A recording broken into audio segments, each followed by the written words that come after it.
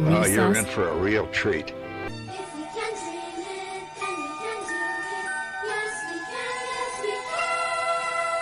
Hang on to them hats and glasses, 'cause this here's the wildest ride in the wilderness. It's the DizPod, where dreams come true.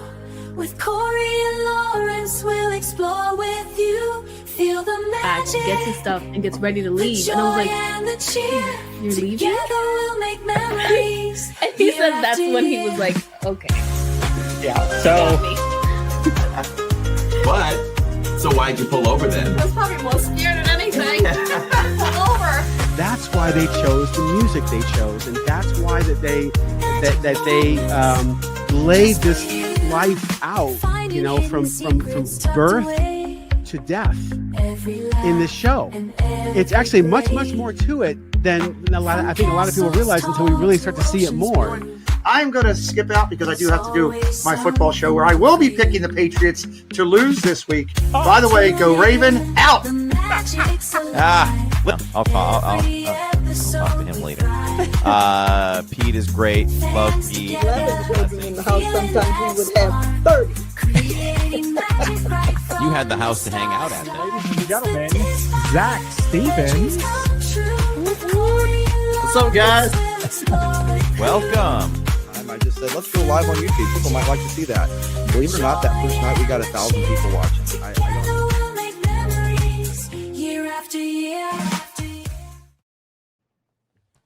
Hello and welcome to the DizPod, everyone. We have some special guests in the studio. Finley's joining us from in the back of the studio, I can see over there. But welcome, everyone. We do this live because we do it for you, and we are all darker than we were the last time you saw us.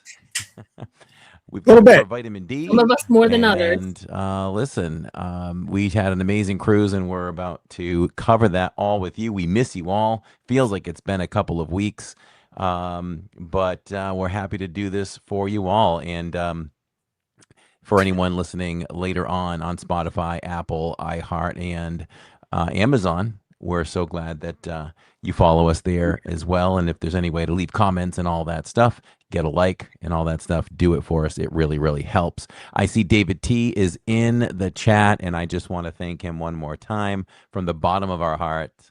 What an amazed is thing. It really, really excited us and meant a lot to us for him to leave us a gift. And Lawrence got the same. He got the Cloudum, which is so cool. And we will feature that in the first vlog that drops tomorrow.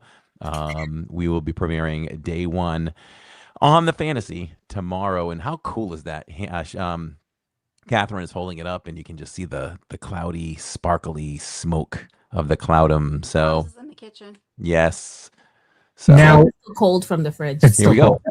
So we have another guest coming on the show to talk about their I trip. can't hear Lawrence at the moment, so you keep talking, and I'll just go out and come back in. We have another guest coming in on the show tonight to talk about their experience. They also are a first-time Disney cruiser, but they're an avid cruiser. So we definitely want to get their experience. And so let's bring in the moderator extraordinaire who joined us on this trip. Well, we should say we probably joined her because she had booked already. So let's bring in Sharon. Sharon, hello, welcome. Or should I say, ahoy, mateys? Exactly. So let me ask this, because it's funny. You and Corey and Steve and family and Greg and Eve had all booked this trip before we went on our first Disney cruise. Oh, it was before? It was before. Yeah, Because when we were taking off, I asked Corey, what ship are you getting on next, so that I could look at, should we do another cruise? So what was it like for you deciding to do a Disney cruise finally? And tell us how many cruises you've been on, how long have you been an avid cruiser, that kind of thing. Well, this these are all my room cards from every cruise I've taken. No way. Cruises. I have a whole bag. They were refrigerator magnets. I put magnets on the back. Okay. So I have them all. Okay. So I've been on over 20 cruises, but I never sailed on Disney before. And when Corey first started talking about the cruise, you know, I made a comment to him one day of like, oh, is this for everybody or just like a set group? And he goes, no, you should come. And so he gave me the name of his travel agent, and that's who I booked with. I don't know if Steve used the same travel agent that Corey and I used, but she was great. She was great, and she helped arrange everything, made it go very smoothly. And do you normally use travel agents for your other cruises, or is it kind of hit or miss? It's hit or miss. You know, I have, and then there's some cruises I booked myself, but because I do a lot of research online. Mm-hmm. But this one, I kind of wanted to somehow link together with the group. So I figured it would be better to use the same travel agent. And it was funny because when I first called her and I said, you know, I have friends that are going on the cruise, and she goes, oh, is that Corey? She knew right away. So yeah, she really helped pull everything together. And so just so people are aware, so I used a different travel agent, but after everything was booked and everything was settled and finalized, but before the cruise, I called Disney and they linked us all together. Mm-hmm. And the reason you want to do that is even if you're in different rooms or you booked at different times or you booked with different agents, you will all be able to sit together.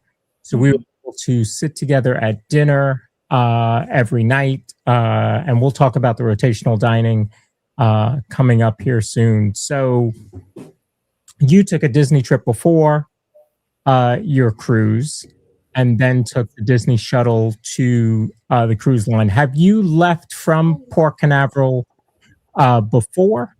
Never. Never. Okay. No. So the port itself was new for you. Yes, absolutely.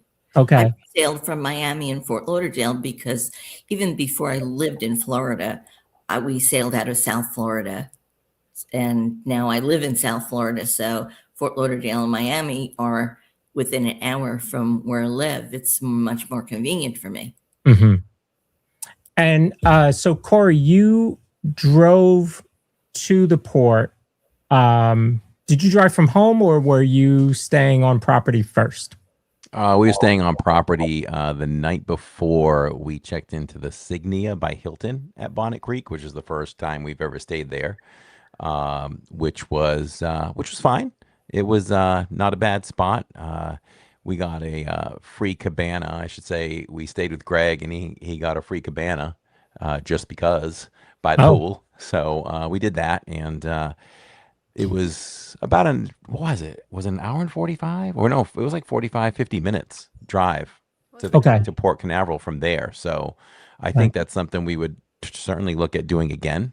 Or when we leave from Port Canaveral to just stay at Disney and really cut the time down. So yeah, we did like that part. Great drive. I mean, I wasn't driving. I took the Disney shuttle. But if I remember correctly, it's a pretty straight drive. Once you leave Disney property, you're really just heading down the one highway, I think.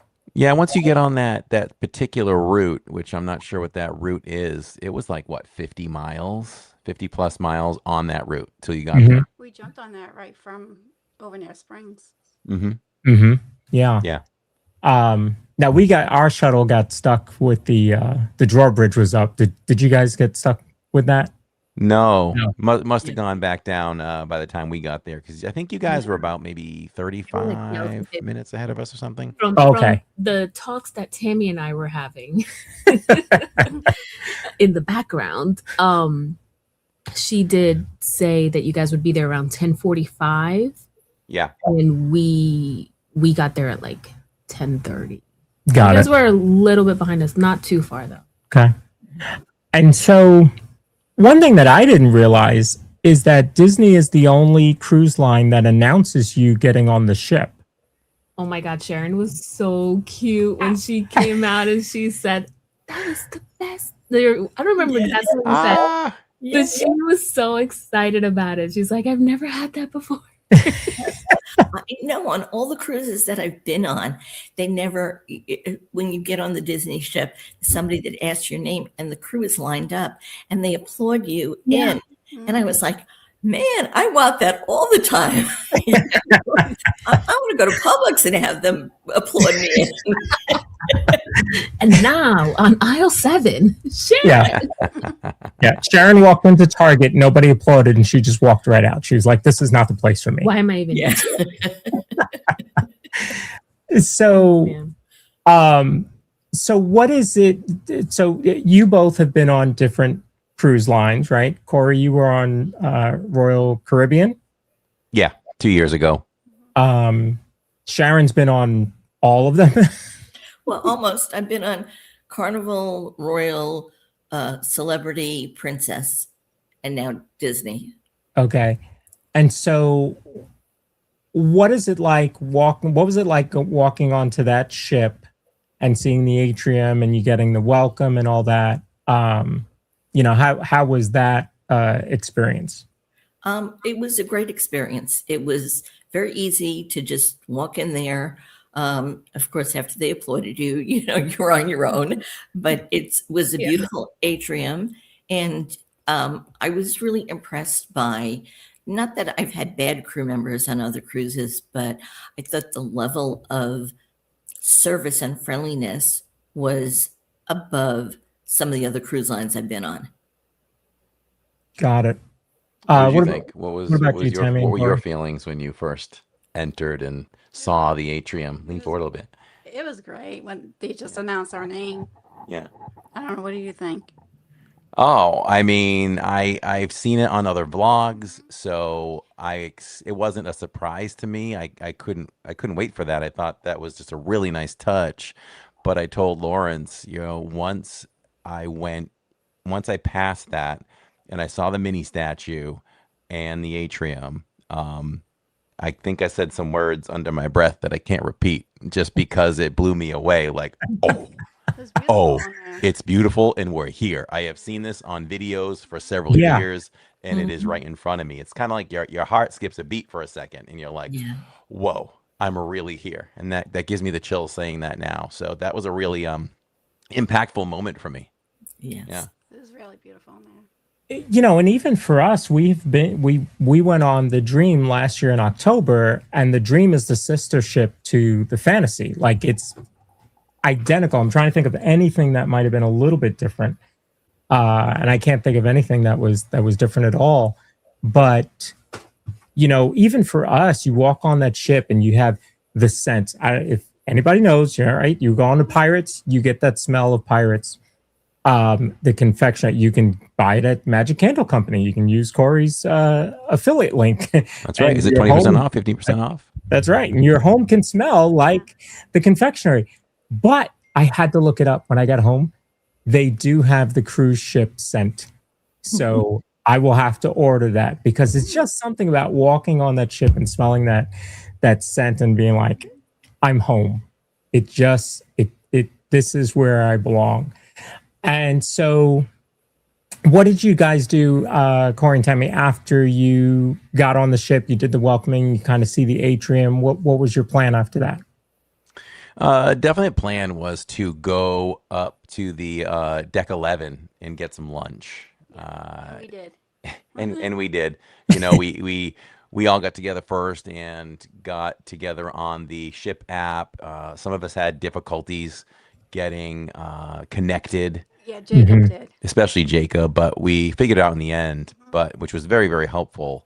But we went upstairs and got some lunch and took a good look at the buffet and Nemo themed, which is really nice. The mural on the wall is really nice, made up of like little. Oh yes. What do you call that? Little square pieces.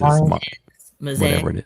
Yeah, mosaic. And they had a ton of food up there. There was a lot to choose from. No one could walk away unsatisfied with the variety. That's for sure. So we did that, and from there, we went to our room first. Yeah, we went to our room first. At that point, Jacob's phone finally worked. Got our key cards. He was really the only one that wasn't working, and one of the cast members really just took his phone and took it over and really got it working. Got it fixed. But we did the room tour. We vlogged it, and then we went upstairs and had some lunch, and it was pretty good. I had that same experience with the Wi-Fi, and it was Greg and I went over to guest services, and somebody helped us both at the same time, and he walked us right through it. But I don't know about you, but I had terrible Wi-Fi through the whole trip, and I don't know why. I don't think it was you. I don't think it was all of us. And I tried to learn some tricks being a live streamer. You know, you find ways, and I had some issues, but I solved them pretty quickly most of the time by just hitting airplane mode and off, or hit Wi-Fi off and on, and then close the app and open it, and then boom, there you go. I had to do that every time. Yeah. Just about. And so the reason that that's important, like the app that Corey's talking about, the Navigator app was, so if you are on a ship and you don't pay for an internet package through your provider, or by the ship's Wi-Fi, which some in our party did. So a few, as Steve. Did you guys disconnect too? We did. We did. Yeah. Okay. Yeah, we did. And so if you don't do that, you're only going to be able to converse with people through iMessage or WhatsApp. However, if you're on the ship, and this was really good for not only your own family, but there were 16 of us, I think. So Greg, in the Navigator app, in the Disney Cruise Line Navigator app, you actually can start a group chat with your entire group. And so all 16 of us were in this group chat. So when we were saying, oh, we're meeting for dinner here, or we're going to go up here, or even out on the island when it worked, we were able to talk to each other and understand what each of us was doing. So I thought that was really good that Greg thought to set up that group chat immediately. Yes. And that helped immensely through the entire process, through the entire cruise. Mm-hmm. It really did. And, you know, Tammy and I have talked about this before since we've been back. As valuable as that was, when we even no matter how big the islands were or the ship, we always ran into somebody. If I was just up on deck 11 grabbing an ice cream, you know, oh, here comes Jill's boyfriend. Here comes Steve around the corner with another cone. Oh, there's Lawrence passing by. Oh, here comes Jay. Hey, how's it going? Where are you off to? Like, we just ran into each other. And you guys got onto the island before us, onto Castaway, and you know, we wanted to, I know Catherine was waiting to do the 5K. We jumped right in. I'm like, I guess we're on our own today, and we started the 5K, and all of a sudden we hear living in Diz, and Jay's yelling at us, and you guys are right there. So yeah, we were always together. Yeah, and but the app helped a lot. The app does help a lot, and I think what's nice about a cruise like that, especially with that many people. So if anybody knows, in February of 22, I planned a trip for 18 of us to Disney. Trying to corral that many people to do, you know, something was anything. Yeah, to do anything was difficult. So the good thing is, what I learned before that trip was have the times that you're going to do things together, and then everybody does, you know, kind of what they wanted to. And I think we also accomplished that as well. Like, we all had dinner together. We all did certain things together. The majority of us went to the shows together, but there were times when we just kind of went off on our own, and we said, okay, we'll meet you here or there or wherever. So let's talk about the first night and dinner. And so our first dinner was at Animator's Palette, which is kind of like Turtle Talk with Crush.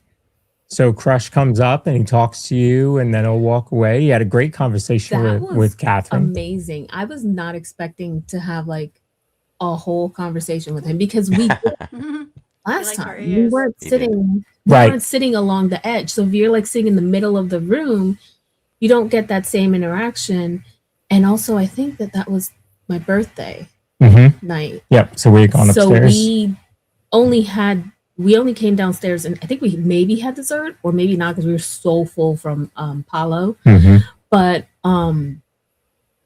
it was so cool. Like, he came on over and he's like, "Hey, you! I see you with the, what did he call them?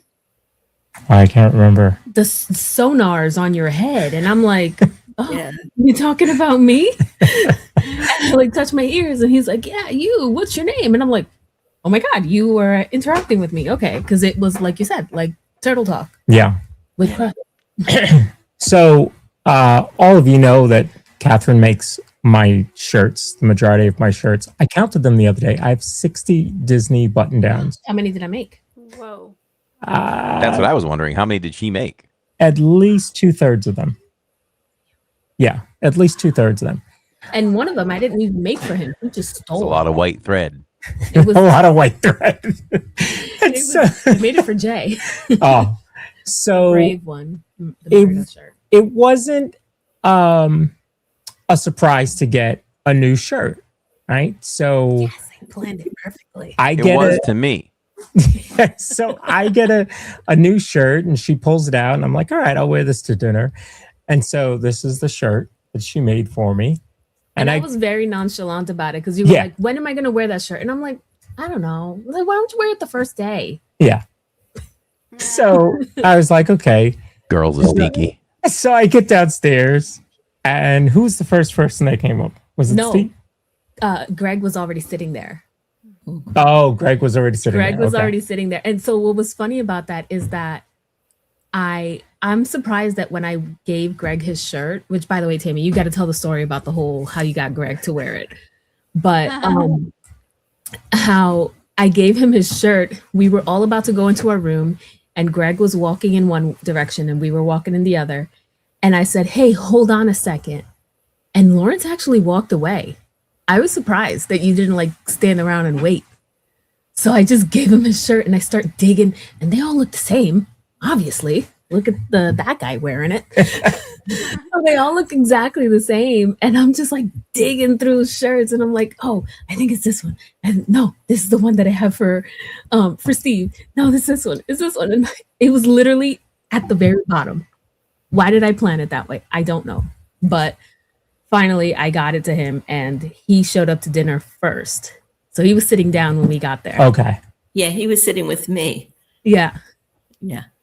And so there was a whole fiasco about the seats, because we were a group of 16 and we barely fit in the space, and our server was going to have us split tables, and they were going to be like 12 at one table, 4 at another, and it's not really what we had planned on. And then the head server, Kamar, his name is, came over and he was like, no, we got this. And he moved tables around, got us all seated at the same table, which I think was very important for 2 reasons. One, it was the first night. Right. Well, 3 reasons. One, it was the first night. 2, it kind of set the tone for the rest of the cruise. And 3, Corey shows up wearing the same shirt that I have, or really the same shirt that Greg has, because Greg was there first. And then in you walks, guys all just matched Greg. Right. And then in walks Steve. In walks Jay.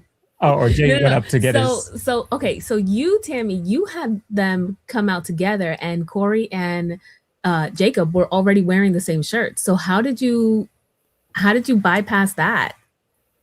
Like, when they put the shirts on, they found out they looked the same. They didn't have any questions about it? I think you had questions when I was measuring Jacob when your mom was here. He was like, "Why do you need the measurements?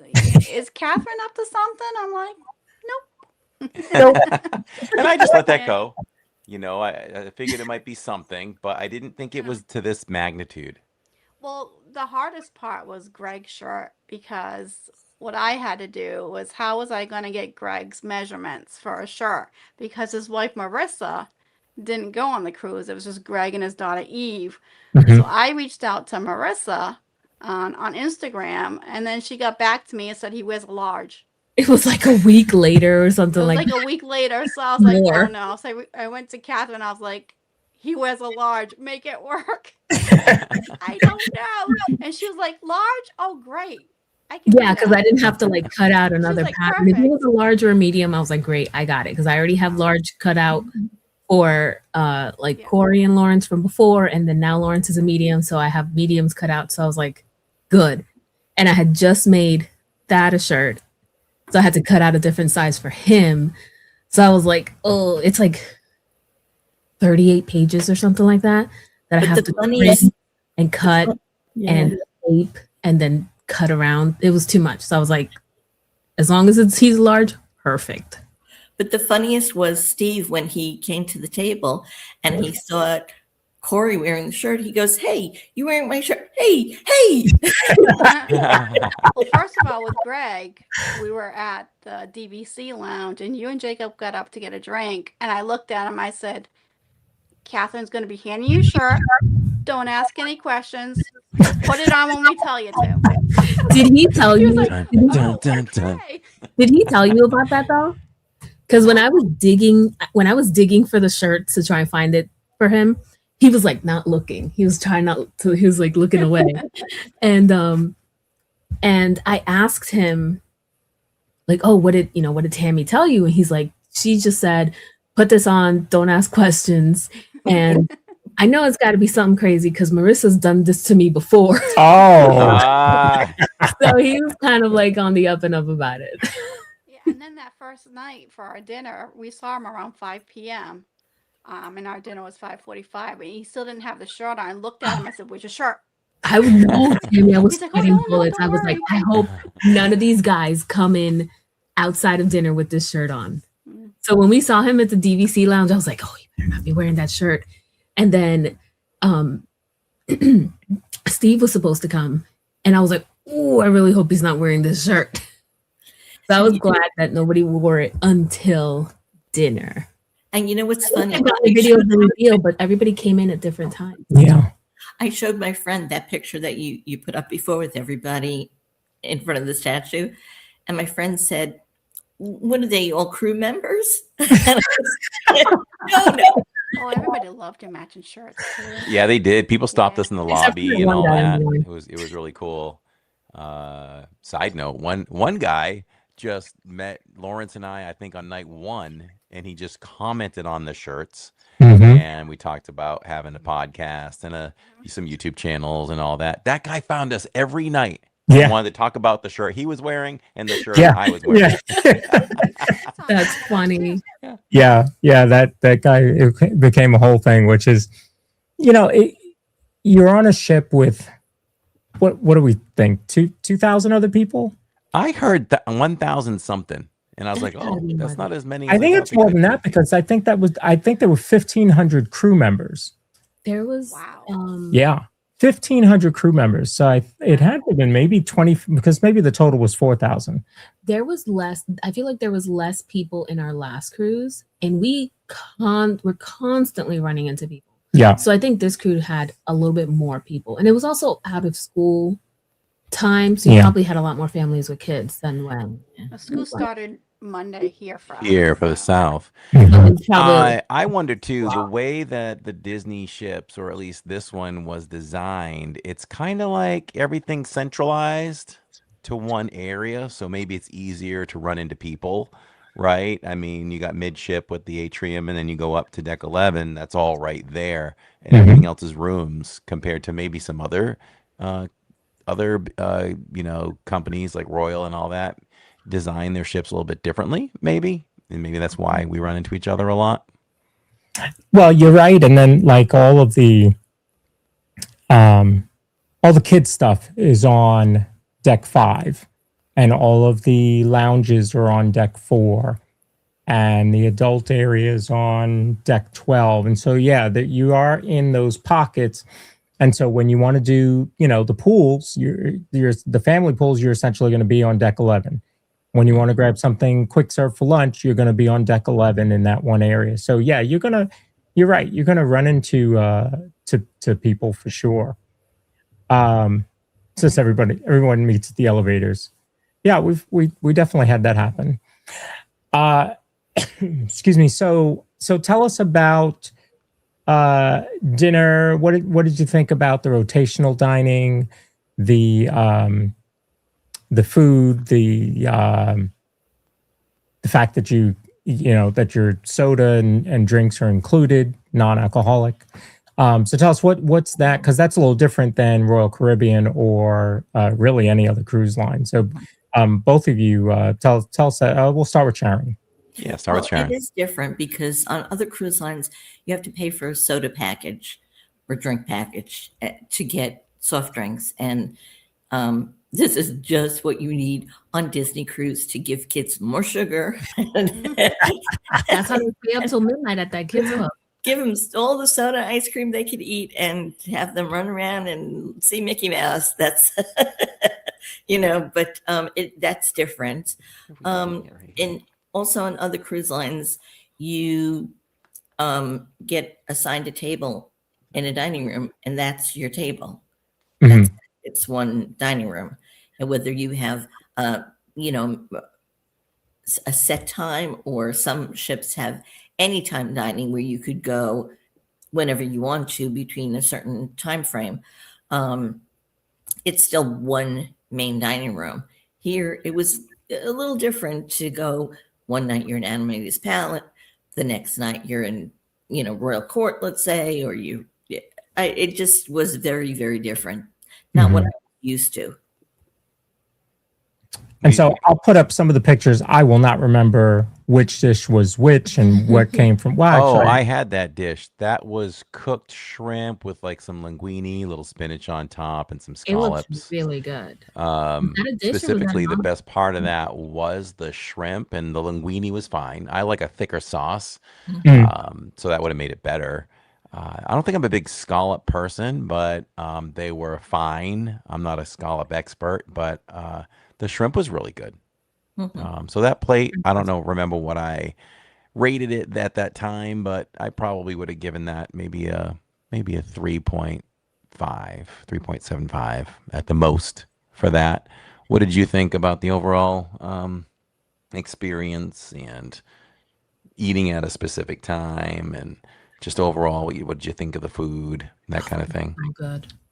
Well, it was nice to have a drink package because we didn't have that on Royal for soft drinks anyway. It was lemonade and fruit punch or water. Tea, coffee. Tea, yeah, stuff like that. I mean, if you wanted to get a soda, that was a package that you had to purchase. With Royal, yeah. With Royal. As far as the food, the timing, I think I liked Royal better. What's it called? My Time Dining. My Time Dining, where you could just go eat when you're ready. Like, let's say you want to spend a little bit more time on an island, or if you want to spend a little bit more time at the pool, you can do that and still go to dinner. You don't have to be there at like 5:45. Right. I think that was a little tough. I just felt like maybe rushed, because if you're coming back from an island, or even our first day, it was get on a ship, have lunch, then there was a sail away party, then to the room, change, and then it was dinner. Where if you had like the My Time dinner, maybe you could have spent a little bit more time exploring or something, and then eat a little later. I don't know. Yeah, I think you hit that on the head. If I have the choice, I do like the My Time Dining better. We did it on Royal 2 years ago, and even if you get up there and there's quite a line, they are in tune with that, and they fit you in. Yeah, they fit you in. If you're scheduled for deck 2, and they feel like it's going to be more than 10-15 minutes for you, they'll send you up to deck 3, and you'll be seated right away. So that part was really good. It's not that we got to dinners too late. I mean, I think there's maybe once or twice we got there at like 6 instead of 5:45. But it's just a schedule thing. Because sometimes you're not always ready for dinner at 5:45. Exactly. Yeah. You might not remember exactly what you loved and what you didn't about food, but were there some things that you did love, and I know there were things that you weren't crazy about. But did you love anything? I just felt the food was bland. I don't. Mm-hmm. I just remember the food on Royal. I loved everything, the desserts, the entrees. I just felt things were just lacking a little taste, spice. I don't know. And I'm a plain eater, so. You know what? Yeah, I felt the same way. I felt like the steaks didn't really have seasoning to them. They didn't, or sauces or anything like that to Yeah. go with it. You know what I noticed is that it was inconsistent. Like Greg had the stuffed pork chop. He said it was inedible. It was too dry. He couldn't eat it. And like, I think, Catherine, you had that and you enjoyed yours. So it was not even consistent amongst the people at the same table. Oh, interesting. Yeah, like I had the sirloin the first time a few of us did at Animator's Palette, and I'm just going along eating it, but it wasn't medium rare. It was cooked a little too much and it was dry.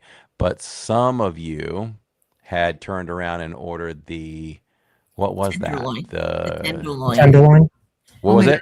So good. Tenderloin. So I got the tenderloin, and the great. tenderloin was really good, and it was highly rated by our table. So definitely inconsistencies across the board. It's just, for Disney, you have higher standards, and we were definitely keeping a mental scorecard on everything, that we did in comparison, as this was our second cruise, but our first Disney, and we've had one Royal under our belt. And I think that Royal wins the award for food overall. But there were, especially, I went back and I'm reviewing video because I'm currently editing our series, our cruise series. And I did find some things. I would have maybe forgotten this, but there are some 5 out of 5s that I did give for certain dishes. So there were some really highs and a lot of mids, I would say. I wouldn't say anything was terrible besides, maybe that steak being dry. But I think everything was just kind of like a 3.5. Yeah. For the most part. But there were some 5s. Except for the tenderloin, there was nothing that I could say, oh, that was really great. I just thought, well, Jill said it. Your daughter said the food was just mediocre. And I think that's the way to describe it. It wasn't like the high quality that we expected. I've known people that went on other Disney cruises, albeit a number of years ago, and said, oh, the food is the best you'll find on any cruise line. So I went in with high hopes thinking, oh, this food is going to blow me away. And then it was like, not so much. I think it was overcooked because Tony and I got the jerk chicken, and that was a bit chewy. And I don't remember what night it was, but she got some kind of steak. And I looked over at her plate, and it was like well done. Like it was dry. So maybe just overcooked. I'm not. Well, it's the blandness too, and we do have a friend of the channel, J Dubs, who I talked to yesterday, and I didn't even talk about this, but she said I found the food on the Wish bland, and I was like, oh. And she went a couple days after us. So did we. Now, this strikes a chord with me here in chat. Jill Watrick says, I found that the food on the Treasure was phenomenal. Absolutely no complaints. So the newer, bigger ships are higher standards. So I wanted to point that out because we talked about this on the ship and talked with Greg. And I feel like I talked to Lawrence about this too. Like, why are it seems like the older ships don't get everything that the newer ships do. So is there something to that? There's something to it. So is it that, hey, we need to really put the extra effort and money into the newer ships, and we'll slack a little bit on the older ships? What do you think, Lawrence? I don't think it's that. I think what it is, having been on the Dream and the Fantasy, which are sister ships, they were very different in the entertainment. They were very different I shouldn't say very different, but they were somewhat different in the I don't want to say the friendliness to make it sound like the cast members weren't friendly. They were very friendly, but on the Dream, they seemed to go out of their way. And so I think it's the same thing, like if you go to a Publix near Sharon or near Corey or near us, because we have Publix here, they're going to be different, even though they are Publix. That key lime pie may be a little bit different because they're used to doing it down there, but maybe they're not used to doing it up here. Or it's the simple fact that you have a different store manager at this Publix than you do at the other Publix. So I think that's really what it is. I don't think that they like drop their standards on the older ones because they have new people, or that they maybe they put their newer people on the newer ships, and or the older people on the newer ships, and the new people go to the older ships. You know what I'm saying? And I say that because when on one of our groups on Facebook, somebody had asked who was the cruise director on the Fantasy, and I said, "Oh, it was Joel. He was phenomenal." And somebody chimed in and said, "Yeah, I just had him on the Magic in February, and you're right, the entertainment was top notch."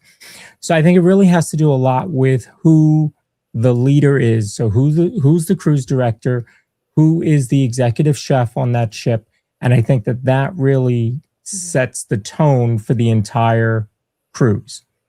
You know, had we had whoever the executive chef was on the Dream on this cruise, probably would have gotten a very different standard. Mm-hmm. That's a good point, because I have known of creators to follow chefs around Walt Disney World. So you've had, right? You remember we've had a phenomenal chef might have been at Chefs de France at some point. Then they leave, and a new chef comes in. That happened, and we felt like the quality or just the style of which they made certain dishes went down. But then you find out, oh, that guy went to such and such a restaurant in Hollywood Studios. You go there, all of a sudden that food is better than it was. Right. So, right. Yeah, they might be at the mercy a little bit of the head chef. Yeah. So it's almost like, I don't know if you can follow the chefs around the ships, but if you could, that might behoove you to do so. I'm sure for foodies that have done 30 cruises, they probably do that. But they also have different food, right? They Sure. have different menus. The restaurants are different.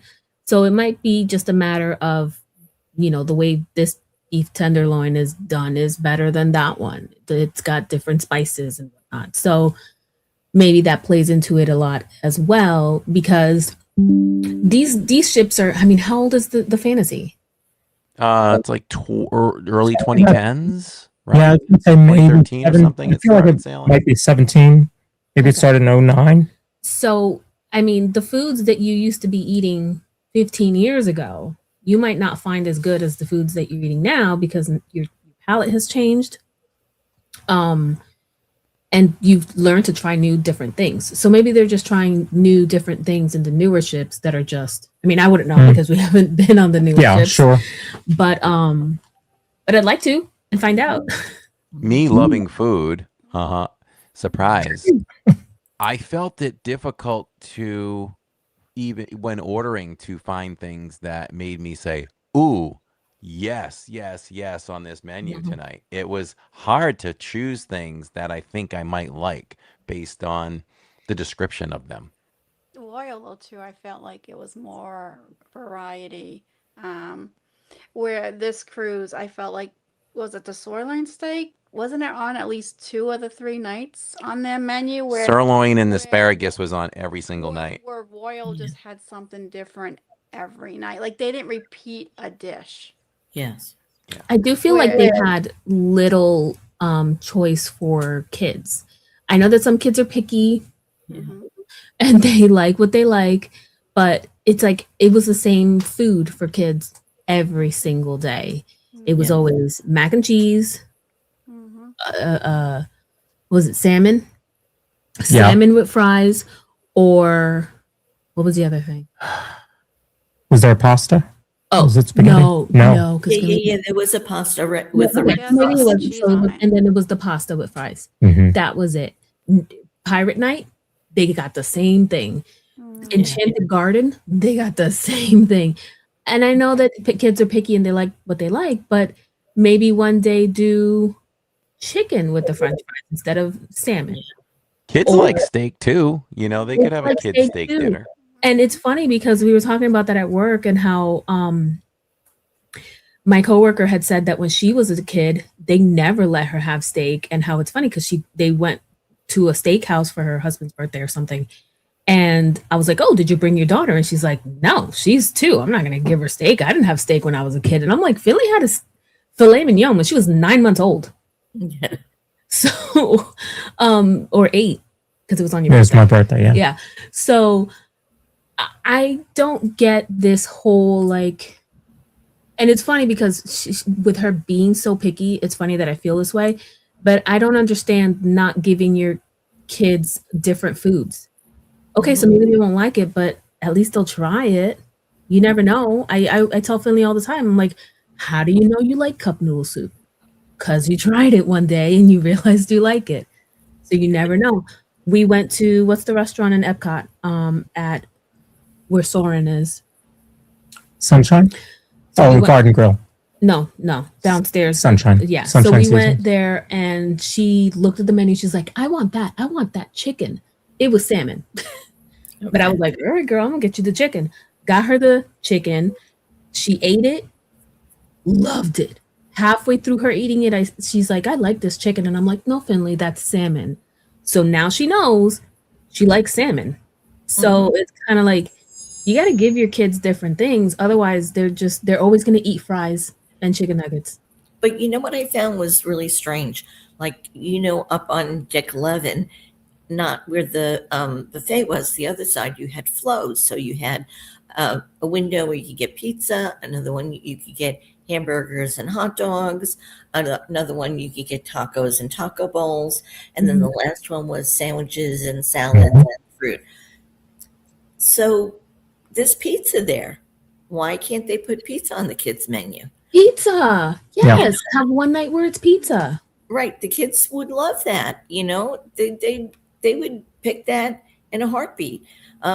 Burgers, give them a burger.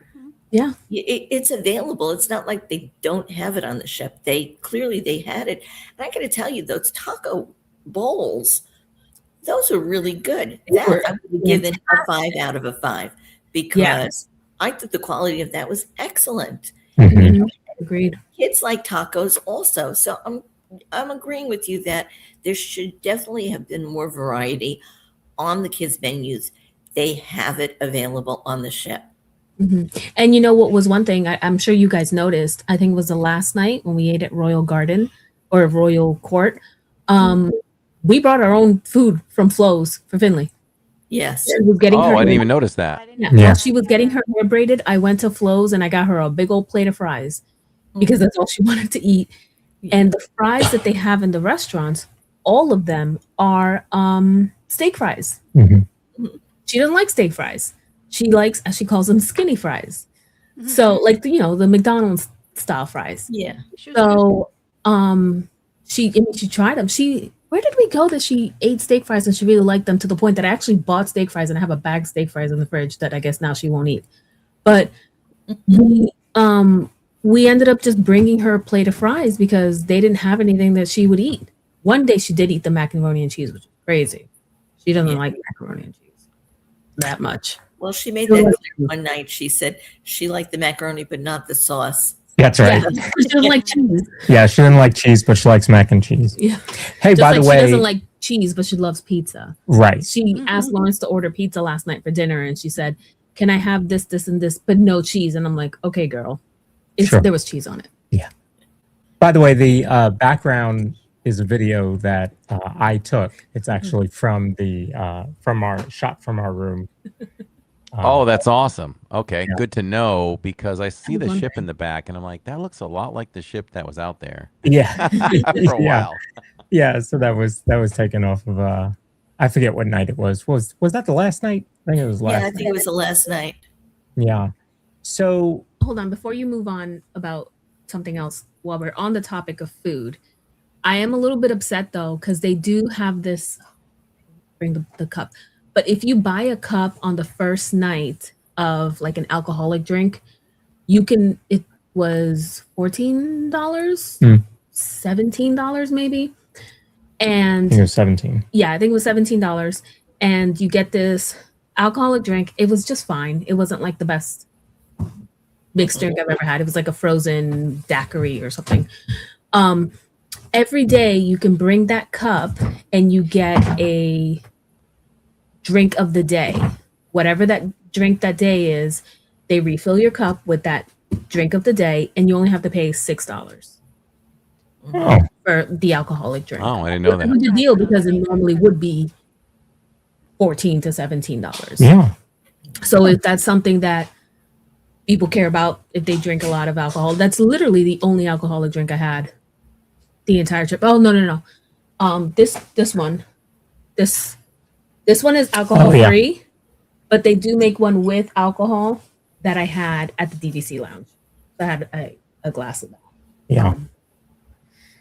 And so Go on. let's talk about the entertainment. Well, let's start with the Let's Set Sail party. What did you think of that party? Well, you know, as park goers, it was definitely up to Disney standards. It was up to the standards of like we were watching Mickey's French Affair at Magic Kingdom. That happens multiple times a day. You know, to see the characters is always exciting, and the dance routines were great. The music was very Disney-esque. And so it was a 5 out of 5 for me. It was a lot of fun and really exciting. And then we realized we're moving. We actually are moving now. We got up there early though. We got up there a good 30 to 45 minutes, so you can be like somewhat in the front to get a good view. But that's something you don't get at Royal. You don't get a sail away. So it was good. It was fun. If you weren't in, like you were in the middle area where you were filming, Mhm. if you were on the outskirts, like when I was trying to get in there, I couldn't get into the middle. I was in the outskirts. You can't see a thing. Yeah. So when you're on the outside of it, you can't even see the big screen above where they were dancing. So it wasn't really conducive for everybody to watch the sail away. Yeah. I think, and people pile in up top, right on deck 12 too. But if you're in the back, the best bet I think is to try to get up to deck 12 so you can look over the railing and try to get a better look. But even that was like too crowded to get up there. So, like Tammy said, I think you got to be up there about an hour ahead of time. We got up there early. Yeah, I was actually surprised I know at least in this one, I think I felt the same thing in the dream too, that there weren't more people there, right? I'm used to Happily Ever After and the first Starlight, and you got to get there, you know, if you want that premium prime location, you got to get there very early. And with however many people there were on the ship, I expected it to be a lot more full than it actually was. Okay, so look at it this way. So we met this couple. Well, we didn't meet them, but there was this couple in the Match Your Mate game, 18 plus game, and they had been on, I think it was 12 different Disney cruises. 10 of them have been on the Fantasy. They just love the Fantasy so much that they just keep going on it over and over and over again. So after 9 cruises, do you really want to see the sail away party, or would you prefer to go do something else that you don't normally get to do, or that it's usually really crowded and now isn't because everybody's over there? That's so true. It might be a lot of that. You might have a lot of people that just sail a lot, or you might have people like Sharon who got there and was like, I can't see anything, so I'm just going to go do something else. So it might be a lot of that. That's true. That's a good point. And you know, you bring up the fact that Fantasy is their favorite ship. So I have a friend, his name is Brian, who his family's name is actually on Castaway Cay because he's a platinum Castaway Club member. And he has been on every ship except for the Adventure, and has stayed in every tower suite except for the Adventure. And he says that the Fantasy is his favorite ship.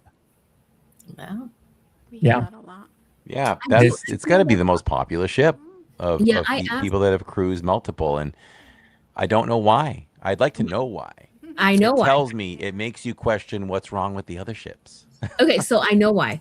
I asked on this like Disney Cruise Line Facebook group, I asked, there's this couple, went on a bunch of cruises, prefer the fantasy.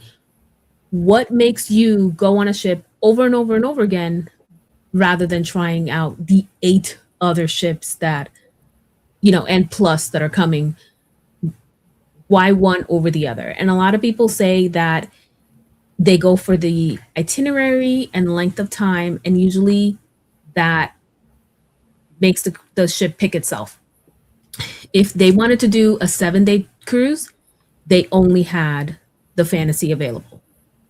So a lot of people, they come from far away. They don't want to come for a 3 or 4 night cruise. They want to do a long time. And they could only go on the fantasy because at that point, only the fantasy had 7-night cruises available. It's been out for a while. So for a lot of them, it just feels like home. So they just keep coming back. They also like the shows, and they like the ports wherever it stops. So that is the reason why a lot of people keep going back on the fantasy. I personally want to try them all before I repeat another one. I am a little bit sad though, because in that post, a lot of people were saying that they don't like the Wish class of cruises. And I'm like, okay, I'll find out for myself why that is. Because I still wanna try them all and see. Yeah, but you guys did what? The Dream? Yeah. We did the Dream, which is that in the Wish class? No, it's identical No, to it's the identical to fantasy. the fantasy. They just have different I will say this. I don't know how many. I know one thing that other ships can't beat that don't have this size theater, but the movie theater was gorgeous. Wow. That was the first time It we was went. one of the nicest movie theaters I've ever been in. It was so beautiful. The walls, the chandelier, it was huge. And I thought the screen was big. Those are some photos I took of it. I thought the screen was big during trailers because they actually played trailers. Then when it opened up, Jacob, Tammy, and I saw an 11:45 showing of PM of Mandalorian, and look at that screen. It was beautiful. Just crazy. And if you look close enough in the 4th row to the right side, you see a little body there. There was a little girl, probably Finley's age, that was out cold. It took me like 45 seconds to wake her up. I'm like, honey, it's time to go. She was by herself. She was Finley. It was like 12:30 or whatever in the morning, whatever it was, 1 in the morning. Yeah, just all there by herself. But So this could be the theater was. I know. Now that we saw one, I wish we would have had time to watch another one. I mean, there was time, but there was other things to do. So next time, if we're ever on the fantasy, or another ship that has that size theater, I'd love to see another movie. We saw Toy Story and it was fantastic, and we were all the way off to like the side corner of the then like 4 rows back or something like that. So we were close and off to the side, and it was great. I even cried because they also the because of the movie, not because of where we were sitting. Because you can see that it's not right up. The screen's not right up on the edge of the stage. It's recessed. So even if you are in that 5th, I think we were 5th, because there's those 4 seats all together. Okay, that's where we were. So we're in 5th row, but still didn't feel too close because of how recessed it is. So, okay, so let's talk about the entertainment then. So you saw Mando and Grogu there. We watched Toy Story 5 there, which was we didn't even step foot into the theater when we were on the Dream. So I was really glad that we found some time to do that. I was not getting off that ship without watching Toy Story because I specifically knew that was one thing that I wanted to do, because I wanted to do it on the last ship, and that was the movie that we were supposed to see in the movie theater, and we were not going to see Moana so that we could watch Moana on the ship, but we actually ended up switching it. We watched Moana, but we didn't watch Toy Story. So I'm like, I'm catching that movie on the ship. And so not only do you have movies, you have first run movies, right? Toy Story 5 out in the theaters, Moana live action out in the theaters, but you go right in, you're not paying for it. It's included in your cruise, in your voyage fare. They have popcorn outside. They have popcorn that you do have to pay for. Yeah. But they also had all those, and I didn't, did anybody buy a popcorn bucket? No. I think Issa did. Did he? Oh yeah. Jill's boyfriend did. I kept eyeballing the Hey Hey sipper. but What was ended the up not getting it. I don't remember. There were so many popcorn buckets and so many sippers. So many sippers, yeah. That was really cool. Which, for anybody that doesn't know, they always make all Disney World and Disneyland popcorn buckets and sippers that are currently out in the parks. You can get them there on one single cruise. Yeah, so the Sam Eagle popcorn bucket was there. The Hey Hey sipper, like Corey mentioned, was there. So really good variety. Not that you go there for the popcorn buckets, but it's nice to be able to get them. I do wish that they had cruise specific popcorn bucket. Too. Like I wish they had. So I got this mug. It would be cute to have a popcorn bucket that looked like this, right? And that it had a little flap on the top and it opened up. Yeah, that's a great idea. Bucket, right? Yeah. Or a sipper that looked like, I don't know, maybe not this, something else. Oh, like the statue. Yeah. Oh yeah, you could have done this. Yeah, you can show. Oh, you guys did get the statue too. Yeah. Minnie is the. That was my main goal, to start collecting those. Yes, I thought about this when we got off the Dream.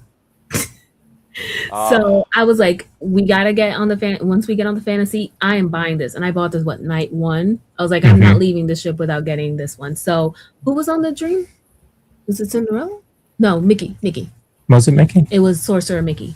Yeah. So now you need to find somebody that's going on the Dream. And my best friend is going on the Dream is next spring. So yeah, I'm gonna tell her to grab it for me.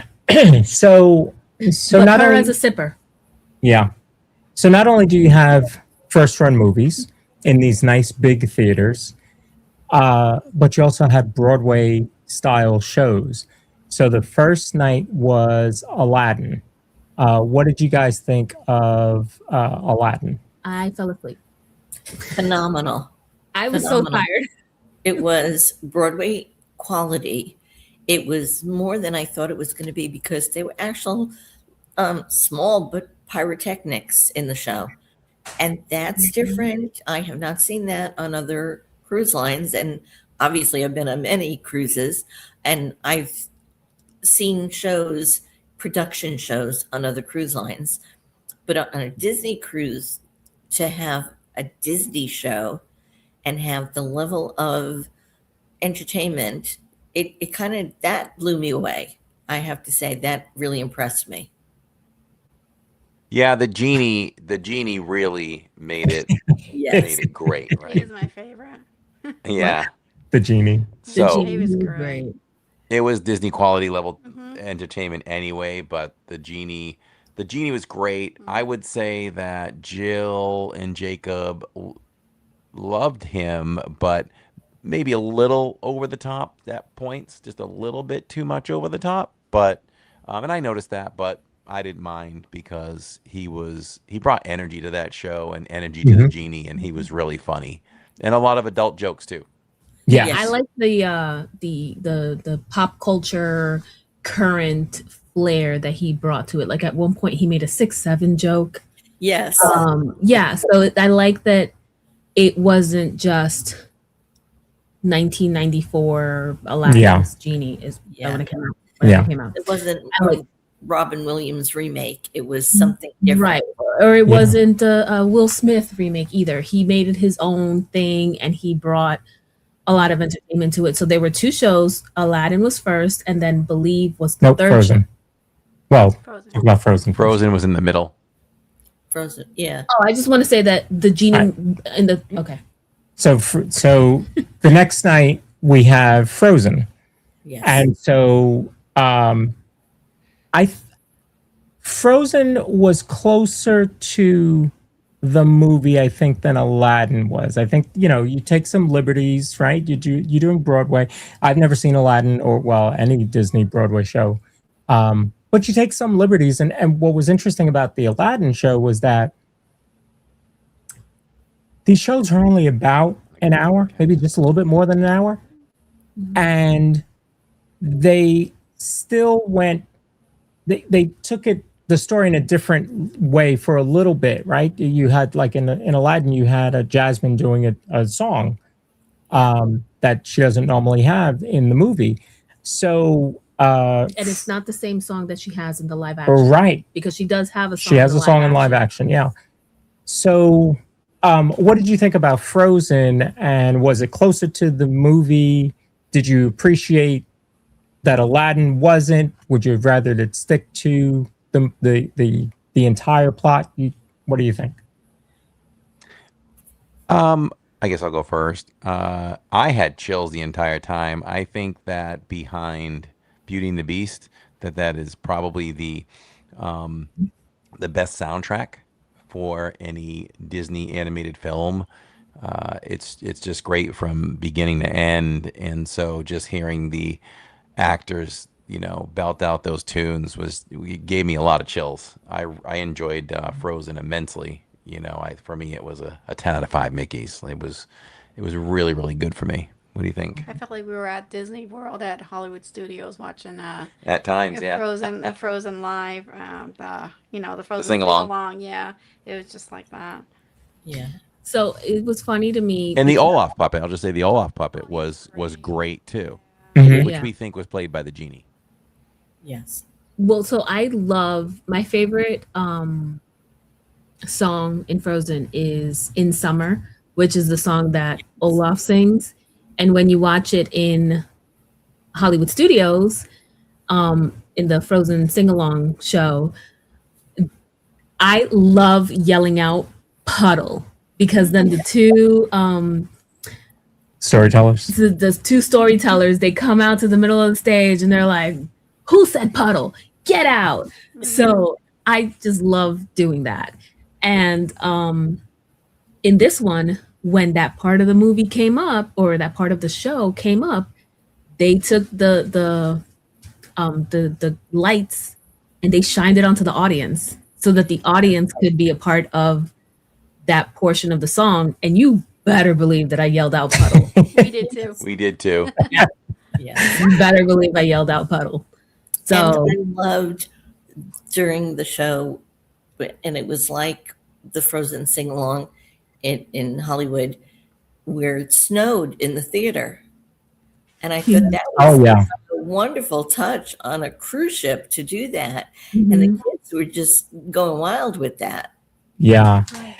And for me, what always sticks out to me, especially after I saw the first shows on the Dream, is that that's the same cast in all three shows, and all three shows are different. And that cast is playing three characters on 3 different nights, 3 different choreographies, and they don't miss a beat. Like, it's amazing to me what they can do. I can hardly remember who's on the show right now, and yet these folks can remember, Corey. Oh, that's Corey. I can't see him. Actually, there's a giant camera. Like, if I try to look at, all I see Who's is that lady with you though? And it's Sharon. If I try to look at Corey's face, all I see is the camera. Yes. So it's just amazing what they do. And those 2 stories, Aladdin and then Frozen, were great. Then the third night was Pirate Night, so you don't have a show then. And so Pirate Night, though, everybody or a lot of people dress up like pirates. And if you didn't bring an outfit, which there was no way I wasn't bringing an outfit, all 4 of us had to wear an outfit. We dress up. But then they also give you pirate Mickey bandanas for everybody in the room. So even if you don't have that, if you didn't bring something, you at least have that. And then you have a pirate. You have 2 pirate shows, and then you also have a pirate dinner menu, and then you have fireworks at sea. So, what did you guys think of Pirate Night? What do you think? Oh, Tammy can't really comment on that. We had some rough seas, and after We went through some. She had a rough night. It was rough. Yeah. Yeah, I kind of knocked her for a loop. So she had dinner for Pirate Night, but then, and I think you went upstairs for one part of the show, the pirate show. Tried to get you and Sharon for the pirate show, but you couldn't get on the elevators because they were just so packed. Where I think the night before we couldn't get on them, so we did the stairs from deck 3 to 11. I wasn't gonna do that a second night, so it took The forever elevator- for Sharon and I to get up there. And once I got up there in the crowd, I just shut off. I was like, no. And I realized too that Yeah. we don't have a picture of you in your pirate outfit, so I don't know if Lawrence or anyone else does. There are no pictures, No pictures. of any of us that I know of. I took a picture of myself, but I didn't even take a picture of Finley, and she looked so cute. Oh, I have a picture of you and Jacob at the dinner table, and that's it. There's a couple of I have a couple of pictures from the dinner Jacob table. and I and Steve. You know where we missed? Lawrence was like, "Yeah, we got to get a picture before we go to our rooms." I'm like, "Okay." And And nobody. then we said goodnight, and we were almost to our room, and Jacob's like, "We didn't take that picture," and I was like, "Oh shoot!" We should have So taken a big unbelievable. I have a group photo of you and picture of Jacob. everybody together, and we just Yeah. nobody thought to do that. Yeah. Yeah. Finley changed because she wanted to go to kids club and she didn't want to wear her pirate outfit, but she still wanted something piratey. So she did put on the bandana, and I did get that picture. Oh, But that was My pretty much phone- it. phone's out there. yeah. So, Picture of you and Bud. so Mom had a couple questions that I want to answer. So she says, are the Disney bounding rules different in the parks from the cruise? I don't know that they have rules. I don't recall hearing any rules. Mm-mm. I'm going to have to look into that. I want to say that good they're going to be question. very similar to what you saw in the parks. I would Right. agree with that. I think they're going to They be don't very want somebody similar. walking around looking like Belle too much. Yeah. You know, that Yeah. kind of thing. Because the parks and the cruise line are both part of Disney Entertainment. So I think that they probably have the same rules there. Oh, that's the one I. Oh no, I don't have that Excuse one. me. She also asked, oh, there we go. Yep. Yeah. Yeah. Oh my God, that beard, Corey. Corey grew a goatee just for that night. Did it ever come off? Let me see your You had face. to be in our room because Jacob didn't know you were doing that, and you came out of the bathroom with that on. And Jacob just about did a backflip. He was like, "Oh my God, yeah!" I sat down. Who was the He was cast right in member front of me. though? He There was a right in cast front of me, and I member could that not like keep a lost straight it face. too when he saw me. Was it Pete? Pete? I think it was Pete. It might have been Pete, one of our servers. He Yeah. put his hands on his knees, laughing like Dying. he just couldn't believe it. And maybe it was Kamar, the head. It might have been Kamar. Yeah. Because the next day I'm walking into where do we eat? Royal Court maybe or something, Mhm. and I'm walking at a good pace, but I'm going by him, and he's like, "Hey man, you shaved?" I'm like, "That's right, I did." Yeah. But it's so much fun to just kind of go into that world, and they change the music, so there's music just like there is in the parks. There's music on the ship throughout all the hallways, throughout every deck. You have that. I don't know You if you can have see it, music. right? Yeah, you might have turned. Maybe the- if you really dim down your brightness, it will I've show taken better. it way down. And so So- normally you have music from like Beauty and the Beast or Carousel of Progress. There you go. Okay. Yeah. Yeah. Tammy looks so cute. I did like your outfit, Tammy. Oh, you did have one with Tammy in it. So I haven't mentioned this, but we have to figure out the best way for all of us to share the Yes. photos that we want everybody to have. Yeah. I sent Lauren some pictures today, and I was like, "Send these to Sharon because I don't have her number." Yeah. Yeah. Like we need like a common setup, maybe like a Dropbox link or something that I can set up, and then everybody can just hit the link and drop pictures and pull pictures from it. I think that's the way that works. Yeah. So Mom's other question was Issa was not in the picture and didn't have a shirt. So can you explain kind of how that happened? Okay. So originally, it was only supposed to be the adult males in the thing.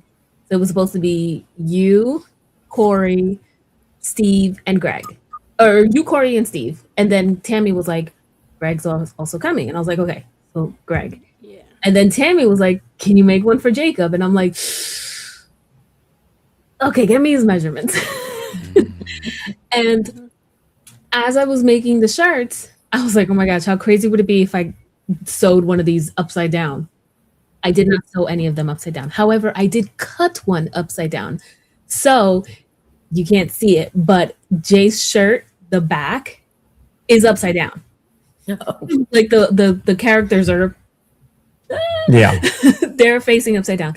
So I was like, I can't give this shirt to so Corey, Greg, all of you except for Lawrence and Jacob were the same size. So I was like, I can't give an upside down shirt to these guys. So I was like, oh, I guess Jay's getting a shirt.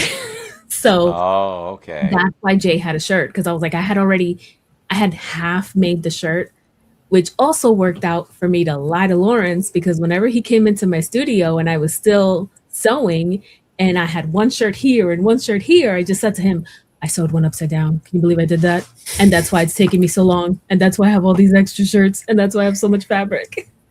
So that's why. And I literally sewed we left Friday night. I sewed until like 3:00 that afternoon. I was sewing 6 different shirts. So much to the last minute that I didn't even have time to put buttons on them. I was like, I'll do this on the trip. I'll find a way to get away from Lawrence. This guy was stuck to me at the hip. He would not leave me alone. It was so annoying. So I could never find a moment to sew the buttons on. And I actually ended up good. And I actually ended up finally sewing the buttons on the very last night that we were in the hotel before we got on the cruise, which is why I fell asleep during Aladdin, because I was exhausted. I was sewing buttons until like 3:00 in the morning. Wow. Which was a whole thing, because when I got to Disney, I realized I forgot my white thread. And I text Tammy and Tony and I was like, do either of you have white thread that you can give me? Tony wasn't even there because she wasn't getting there till the day we were leaving. And Tammy was like, this is what I have, but it wasn't going to be enough for 6 shirts. So what did you do, Tammy? Well, I'm not a seamstress, so no, I didn't have any white thread. I had this little cardboard. I don't even know if I have it around. But I had like maybe enough to do maybe 1 button, and I think you had to do all the shirts. Yeah, it was 6 we're on our way to 6 buttons each. We were on our way to the Hilton the night before. Well, we're on our way to Disney on Saturdays. And you know this one, no stops on the way to Disney because we got to get to the park. And I'm like, well, how am I going to get to the store to get white thread? I was like, Corey, I need some Motrin. We stopped at Dollar General. This is what Tammy had. The thread. That's what I had. And that's all I had. I was like, that's not going to work. So. Well, they as were. far as the shirts go, I think maybe you were a little pressed for time for making them for everyone as well, too, right? You had to make a trip up north and stuff too, so we weren't sure about making them like for the Jacob and the extra I knew I wasn't gonna have time to make the extra shirts. Had I had the time, which I could have had I started earlier, I definitely would have made them shirts. By the time I was making the last shirt, I was just an expert just making. I even timed myself making the last shirt. It took me 1 hour and 50 minutes. 52 minutes, something like that, to make 1 shirt after it's all cut out, not including any buttons. In fairness to you, Catherine, after dinner, Jill and Issa just zipped out of there. They were, so they weren't posing for anything anyway. Yeah. I'm just glad they showed up for dinner. And I am glad that we got that picture with Mickey, and that's thanks to Catherine, because we saw him up there and she was like, I wanted this picture with all you guys in your shirts. And so she went and stood in line while we were kind of just mingling around downstairs. And Mickey liked it too. Mickey loved it. Mickey told me that you guys needed to go and take a picture with he showed it with Daisy, and I wish you had, because apparently that's a thing that Daisy makes all the costumes for everyone on the ship. And I'm like, man, I can't believe, missed opportunity. Yeah. But I think she had stopped meeting by the time we took a picture with Mickey. So then the last Broadway show is Believe. It's an original story. And I was trying not to hype it up too much, but I did want you guys to know that you could not miss that show. And so what did you think of Believe?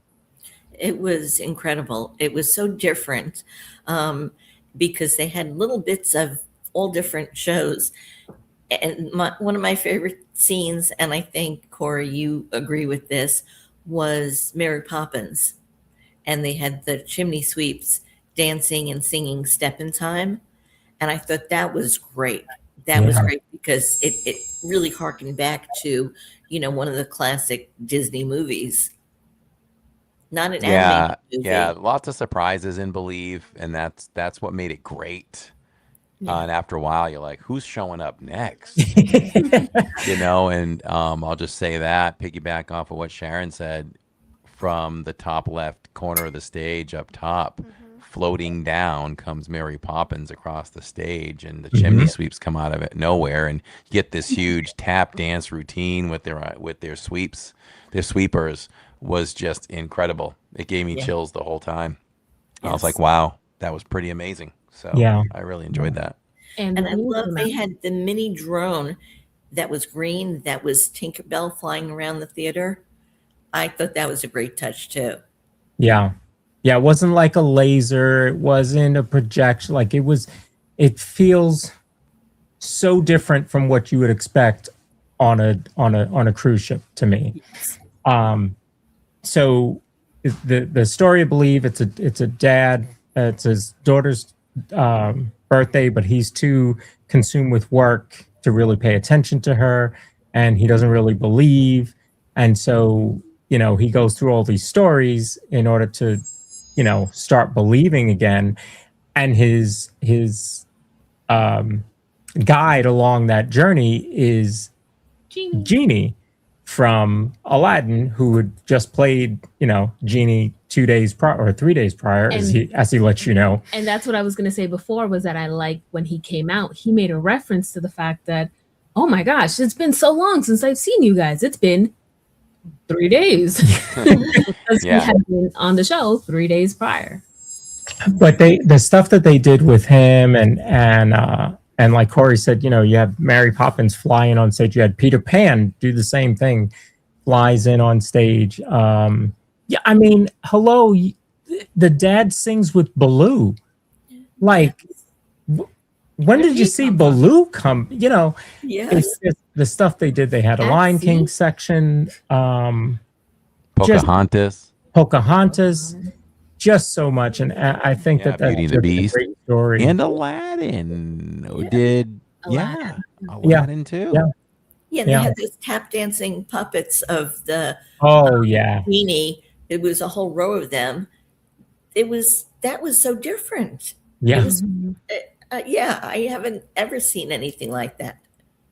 Yeah, it was so much fun. I really enjoyed that show. And Corey, what did you say about seeing it once?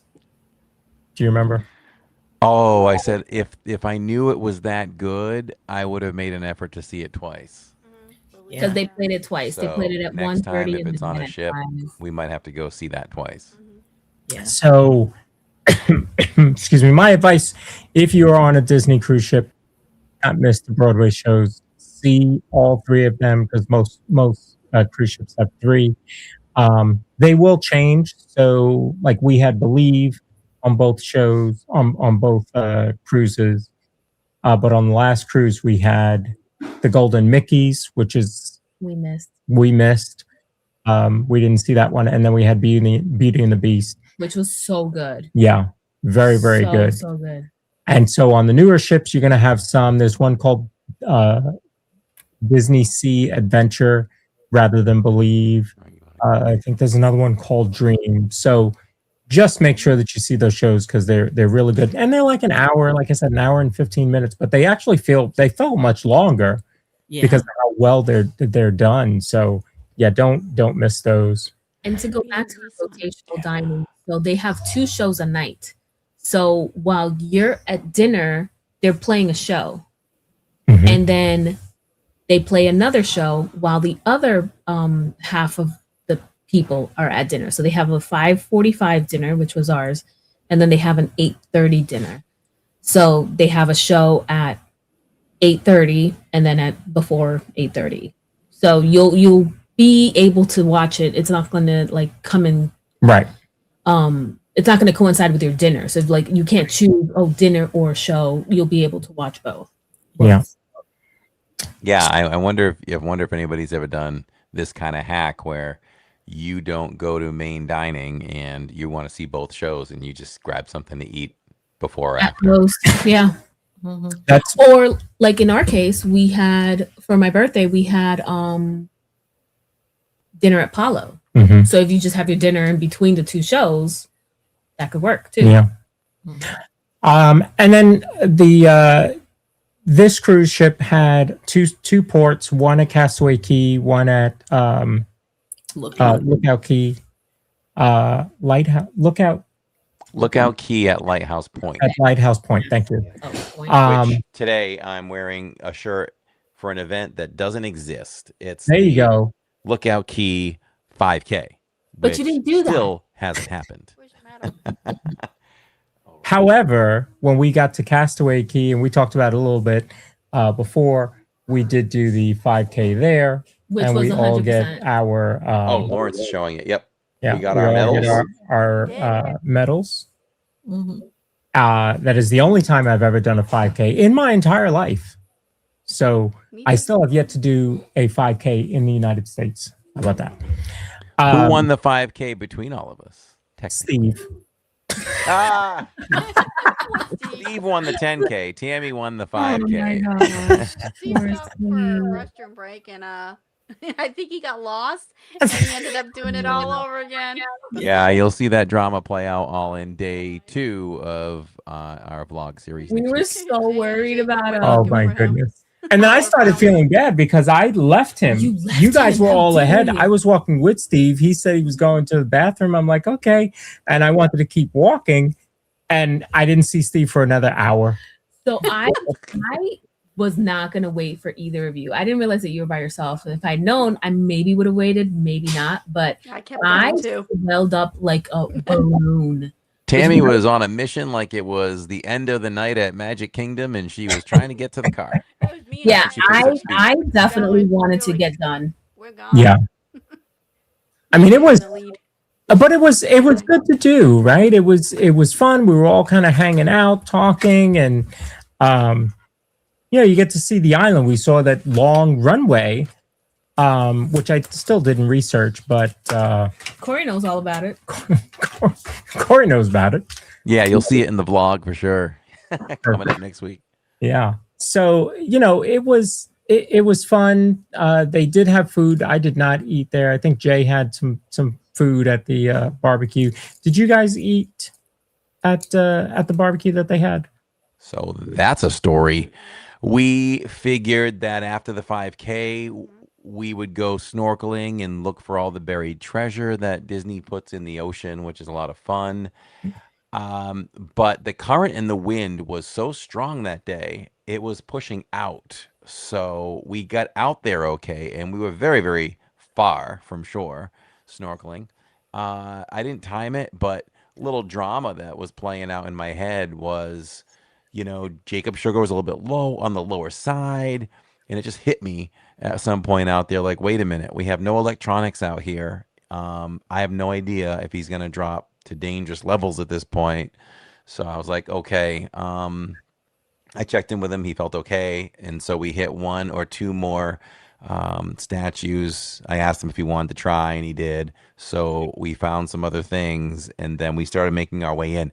And the current was just pushing out so much. It was like, for all the effort we put in to swim back, we weren't getting very far. I probably had to take us 35 minimum minutes to get back. It took a while, and even to the point where I'm like, I'm going to do the backstroke. I'm going to wrap my legs around you, try to let you relax a little bit. I'm going to try to take some of the energy, away from you and help you out so you don't burn more sugar. And ultimately, he was fine. But when we finally got our bodies out of the water, it felt like like Steve said, it felt like we were on the moon for several weeks or something, or in space, and we came back to Earth and had no energy in our legs. We almost all fell to the ground because we couldn't support ourselves. Like, it was a lot of swimming. It was tiring. And then we're like, let's go get some lunch. And someone was like, it's past 2:00 and lunch is over. And we're like, what? So that's when we made the decision to let's just go check the shops out for some merch, and we'll go back to the Fantasy and have some some lunch, and I think that's when I got down we went to Flo's and took That was down a good 3 day. beautiful tacos. So we missed lunch. Yeah. Okay. Unlike you That was a guys, good day. I went on the islands early because I didn't stay up as late as you did, and I was up earlier. So I had breakfast on the ship, and then I was, not the first one off the ship, but not too much later than that. And I only stayed on the island like an hour and a half, 2 hours. I came back to the ship for lunch, and that first day, I found a chair near the pool in the shade. I was watching Rapunzel, the Tangled, with a taco bowl, and I was eating lunch, and I was reclining in the shade, and I was like, "This is the life, man!" There was like 3 people there, and everybody else was still on the island or just getting on the island. And the next day, when I was coming back from Lookout Key, I ran into you guys, Lawrence. You were first going onto the island. Yeah. And I was coming back. And that's part of what I like is that, you Sharon was can get done. out there. Sharon was always 2 steps ahead of us. Yeah. She got out there early. We're getting on the island as she's coming back. And then as we were walking back to the island, just about, that's when all the, I'll call them kids, Issa and Jill and Hayden were still out there. And they got, how I always talk about when we hang out with Corey, we get that private shuttle, the private cruise, private resort bus back home, back to our resort.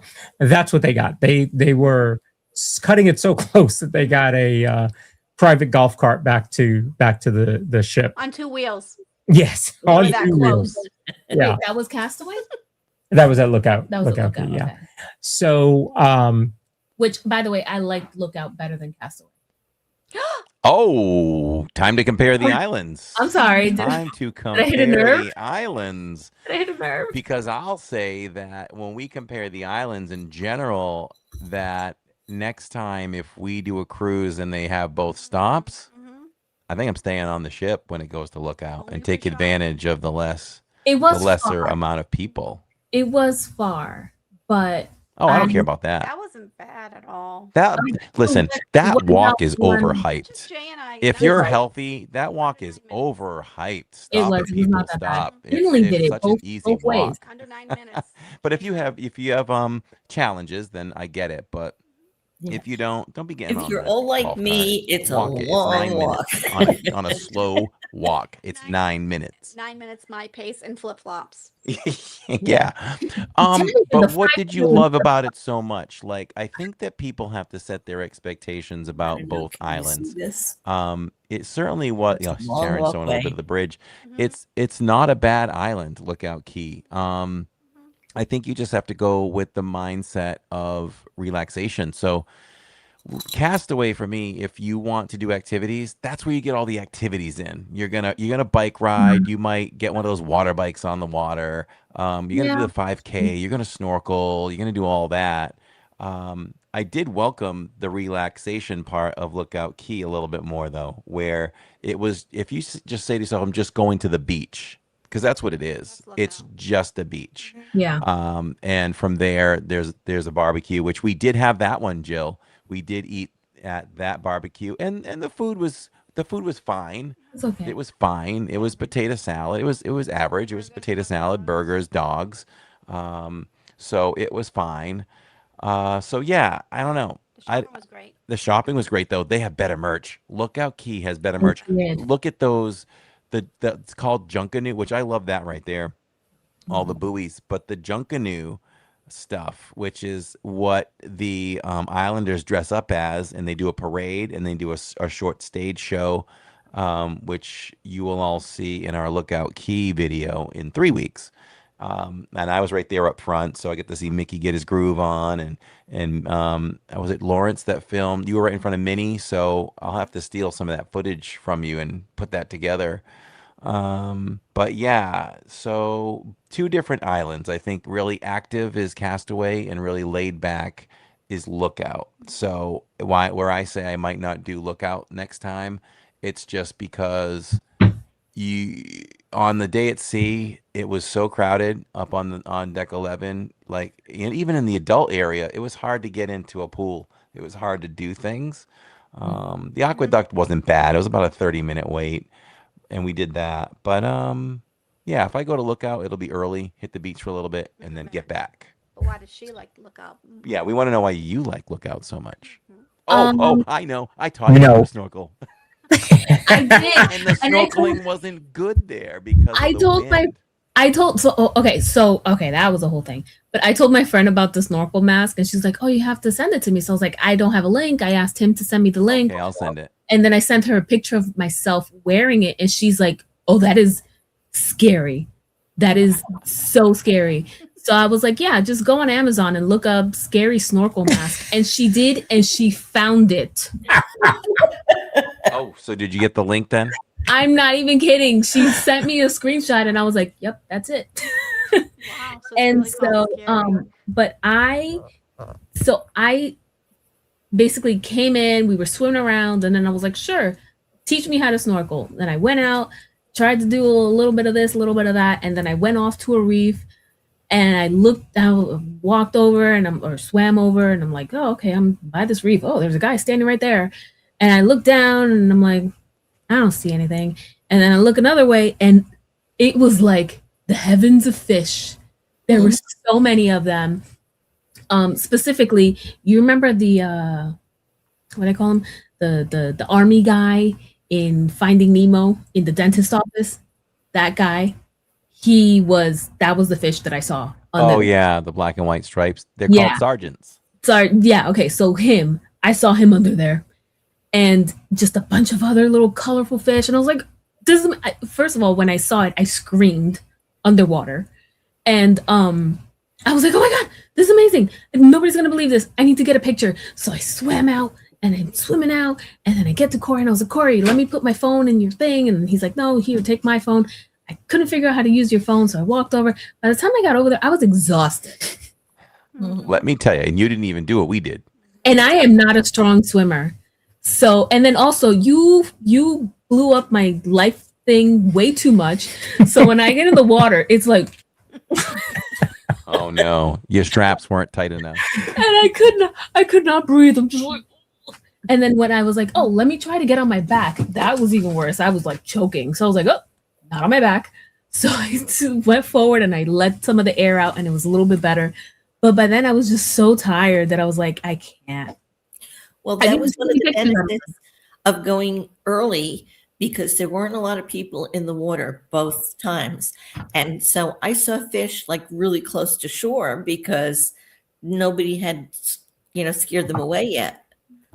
So it was nice because I don't swim and I don't snorkel. I go in and I get wet and then I get out. But there were a lot of fish around. So, Roderick asked a question early on, and I saved it for now, as we're here towards the end. And he says that I know that Disney cruises are very pricey. There are ways to save some money, but was it worth it for the price that you paid? Who wants? You want to go first, Sharon? Well, I've been on a lot of cruises, and this is not going to be a popular opinion, but no, I don't think so. I don't think so because I've gone on other cruises on other cruise lines that were 12 and 14 days, and I paid less money than I paid for the Disney cruise. Now, there's two parts of this as an answer. If you're looking for a Disney experience, yeah, then it's worth it to you. If you're looking for a cruise experience, you're going to get a better value and more bang for your buck on other cruise lines. That's fair. I like that. Yeah, value. Value is the key word, right? There's a lot of different categories that you can go by to evaluate what we've done with Royal and with Disney. What's your biggest thing that you talk about? We have a few big things. For you, it's the Disney experience. You're paying for the Disney experience. the characters, all the princesses. It's Disney. If you don't need the Disney part of it, like we live here and we're at the parks every week, then no. Because although the shows were great, but the food wasn't up to par, and Royal also has amazing shows. Of course, not like Disney, but again, we live here and we get that already. Yeah, I feel like I don't know. you take the Disney experience part of it. What is that? It's the shows and it's the movies and it's the characters. So for us, like she said, we are all here because we love Disney immensely. It's a big part of our lives. We love Disney. But with that said, with us being in the parks every week, we don't need to pay that extra amount of money to meet and greet characters because that's our life. When we saw him on the cruise and when we see him in the parks, sure, I get excited. Oh, there's Mickey. Oh, look at the outfit that Minnie's in today. Oh, look, Mickey's in his sailor suit or whatever, his captain suit, whatever it is. We still get excited about that, but we're like, yeah, we're not going to stay in line for that. But I think if we came on vacation where we lived up in Maine and we did a Disney cruise, we're waiting in some of those character lines because we don't get the experience, the chance to meet and greet characters much. So we're going to do it on those Disney cruises. But for us personally, we don't really need that. We can bypass that part of the Disney experience. The shows were great, but Royal has great shows too. But I would say Disney edges them out by far on the shows because it's Disney and who can match them on the entertainment piece. But food wise, I think that Royal was better.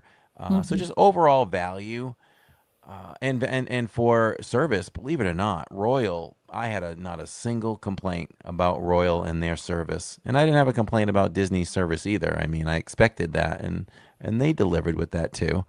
The cost is just so. It's just the value, yeah. From a Disney cruise and a As road far trip, as like the you're character talking experience, Yeah, you're talking what $1,000 to $2,000 difference, probably more like $1,500 on average, more that you're paying for less days. And I feel like it's the value word, like Sharon said. So I have a question for you, Corey. Will we do another Disney cruise? Absolutely. Absolutely we'll do them, but we know what to expect. And for us, nighttime entertainment is big. Yeah. Disney needs to change that. They acknowledge that there are adults on the ship because there's alcohol. They acknowledge it because there are adult jokes in the shows. But they're not acknowledging that some of us adults like to stay up till 12 or 1. And I felt like after the Disney show we would see that would end about 9:30, 9:45, we were kind of looking around for something to do. There's trivia, there's some adult shows, games and things, but to me it wasn't enough compared to what I've seen on say maybe Royal. There was a lot of different places to go for a little bit more entertainment rather than kind of searching for it. What do you think, Lawrence? So I haven't done a different cruise line. But we do have 2 placeholders now with Disney. So we will be using them probably 1 a year on the Believe, if not more. Someone does want to go on the Believe. The maiden voyage, not just go on it. I want to go on it. When did they announce the date on that one? They haven't announced the date on it. We'll be there. It's the day that we're going on it. Oh, okay. But wait, I have a question for you, Corey. So I better become media really quickly. Yeah. So I can get invited for free. So you say that the food kind of made it not so much worth your while. Would you be willing to go on, and you said you would go on different cruise lines, but specifically knowing that the food is better on the newer ships, would you go on the newer ships because of the better food? Yes. Yeah, I would definitely want to go on something newer because I've just heard from certain people in our circle that that the newer ships just seem to have a little better service, a little better food. So yeah, absolutely would like to try a newer class ship. And I'd be curious to know, like, when the Believe comes out on sale for that first one, yeah, because you're jumping in on day 1 or day 2 or whenever you can jump in, is it a better price? I wonder if it sells out like fast. I have a friend who she went on the maiden voyage of the Treasure or the Destiny. Which one came out this year? And Greg says the Destiny was way better. And I think for you guys, right? We're comparing apples. Would you say apples and oranges? But apples to apples for you guys. And I feel like I told Tammy that Lawrence told me that was a dream. I keep forgetting. Is it the dream you went on? Yeah. But the dream was better. Yeah. Was the dream better than the fantasy? I asked Catherine, was it just that I was enamored with cruising, or that it was our first cruise, or the fact that we could do that, right? It's, here I am almost 50 and I had never been on a cruise.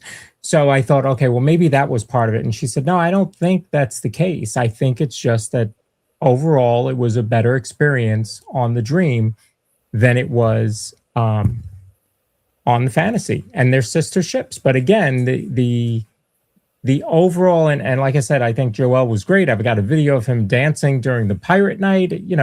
I think that the cruise director was great. I think the other one was good as well.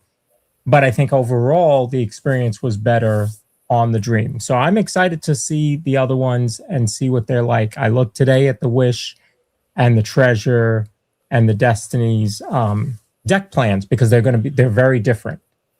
All right. They're very different from this class of ship.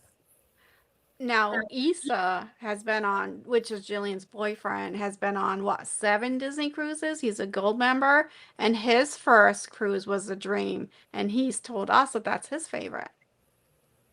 There you go. The Fantasy? No, the Dream. No, the Dream. And he's been on, I think, 7.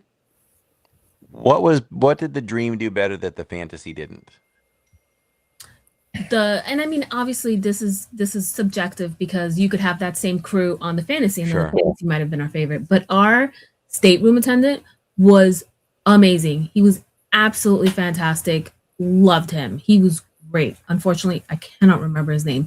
But when I did my survey at the end, I definitely sang his praises. He was great. I could be coming out of my room and he would see me like 2 miles down the hallway, and he'd be like, "Hey, Miss Catherine." When it was my birthday, he knew it was my birthday. He put up a sign on our door. Like, it was super, super friendly. Yeah. It just so happened that there was, I don't remember what issue we had, but it was like the middle of the night. And I was like, hey, let me go to guest services and get a pin button for my birthday the next day. So I met up with this guy named Ramesh, and can't believe I remember his name, right? And, we had a whole great conversation. Nick came and he was joking around with them. We had a whole thing. He was telling us that was his last sailing. He was leaving after that. What was the issue that I had? I had an issue with something in our room. So I went to guest services and I asked him about it. And I walked up to the guy and I was like, hey, you look so familiar. You look like the guy that was at guest services on my other ship. And he's like, when? And I was like, oh, it was on the Dream in October. And he's like, no. And I was like, oh, okay. I mean, you look just like him. He was very handsome. So it's not like I'm, saying you're, the bad person to look like. And he's like, wait, when? The Dream in October. And he's like, oh, yeah, that was me. So I ran into the same guy. And then later that night, I lost my phone. So I had to go back to him and be like, hey, lost my phone. Can you help me out? And he was super helpful. Now, he had also been on the Dream. Very helpful. Our servers that in the restaurants, fantastic. Yep. They knew Lawrence's order. They had his drink waiting for him before he even sat down. They were just absolutely fantastic. So for me, personally, the food was the same. The entertainment, while it was different, it was, they were both fantastic. But what put it over the top was the service. Yeah. And we spent some time doing things on the Dream that we didn't do on this one, right? We were at Palo. We did the couples massage. We took a lot of time doing things that we didn't experience on the first one. But if you asked me if I would do a massage again on a cruise, that's a no. It was very expensive. Very expensive for what you get. And Yeah. And it didn't fix my problem. I can go to your room for $75 and I might be able to fix your problem. You still can't fix my degenerative disc disease, though. That was what I was hoping. I said to Lawrence, I was like, oh, as we were getting on the ship, I was like, oh my God, my neck hurts. Do you know of a massage where I can get a massage? I was trying to be funny, trying to say like, hey, let's schedule a Disney massage. And he starts pushing me towards Corey. And I'm like, what are you doing? Oh, is that what's happening? Yes, that's what he was rent me pushing me up against. Yeah. Yeah. So there you go. Pay him half what you pay Disney. There you go. So Greg says that Disney gets a lot of feedback that the 3 nights is too short for the Wish. Do they only do 3 nights? And now that I think he said they're only doing 7 now. This was the shortest cruise I've taken out of all the cruises I've been on. I've never been on less than a 7-night cruise. Oh, wow. So that was a very interesting experience for me because it felt like it went by really fast. Real fast. I'm it was sure. hard to Yeah. fit everything in. Yeah. Mom, they do get fireworks on the ships in the Caribbean. They do not get fireworks in the Alaskan cruises. They do not. No, there is no pirate night on the Alaskan cruises. Oh, okay. Well, I mean, they could have Viking night. They could. They do a frozen night, but it's a very watered down version. It's like a sing along or Do something. they do it outside to get the temperature going? There are no pools on the Alaskan. There are no ship pools track. at all. Well, they're there. I but- think you can go in the hot tubs and Yeah, that maybe makes a pool if it's warm enough. I'd have to ask Issa if he took one last year. Yeah. We asked Issa because I was very curious about, or I had okay. mentioned it, and he's like, I did it Mhm. last summer, I think. Yep. And he said he went during the summer, and I was like, how was the weather? He said it was freezing. It was so cold. You had to wear a coat outside. It was cold. The only thing that he said it was amazing, loved it. But the only thing that he said was like, as a pro tip, he was like, pay for the excursion where you get to sit at the front of the ship and you get to watch yourself going into see like the glaciers and whatnot. He said it was like amazing. 10 out of 10, can't miss it. So I'll say this: if you're thinking about a cruise, go to Disney Cruise Line, go to Facebook Disney groups, follow Disney Cruises on Facebook, the official Disney Cruise page, because they will put out plenty of deals right now, up to 25%, or if you do a guaranteed stateroom where they pick your room for you, you get a much better deal than some of the others. Obviously don't go during the peak times. That's going to be the most expensive, but there are some really good deals out there, even for Halloween on the High Seas, which is the first one that we went on. And they do fireworks twice on those, because they do them on Halloween night, right? And they do them on Pirate Night. Didn't they do them on Halloween? I don't think so. No? I think we just got Pirate Night. Yeah. I'm making things up. Don't listen to me. That's okay. There was a separate party and trick-or-treating. So, but yeah, overall, I'll tell you what made the biggest difference in this cruise was going on it with all the people that we went on the cruise with. So it was Catherine and Finley, Jay, myself, Sharon, Issa, Jillian, Greg, Eve, Steve, and Tony Bullock, their kids Hayden and Brittany, and Corey, Tammy, and Jacob.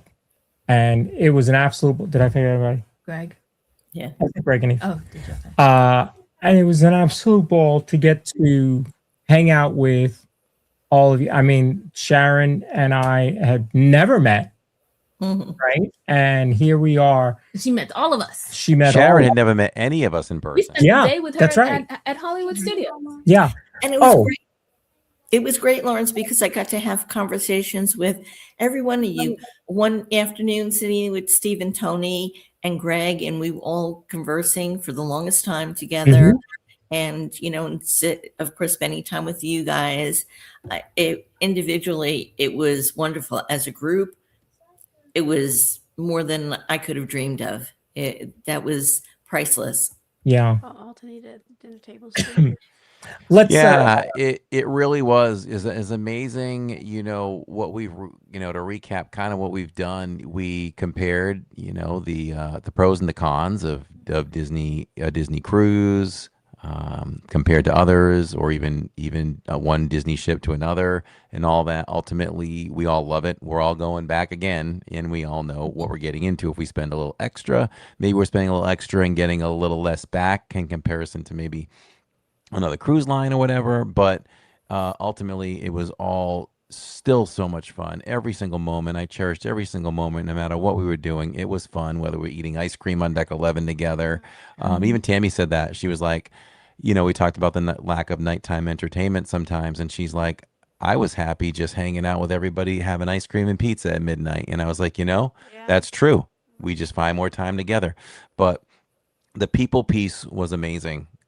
We could not have gotten along any better than we all did. It was perfect. And I had wondered how that might all go, where we all are different in a sense that we all have different schedules. I know we were all going to get up at a little bit of different times and maybe peel off at certain times. I was hoping somebody wouldn't get frustrated that, they were left behind or this, that.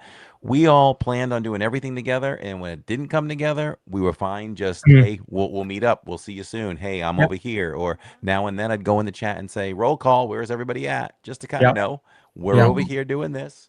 And we had no problem just melding back together whenever we did. And I think that was the favorite part for all of us. And every morning we did a little knock on our next door neighbors, got them up. Wake up call, time for breakfast. Yes.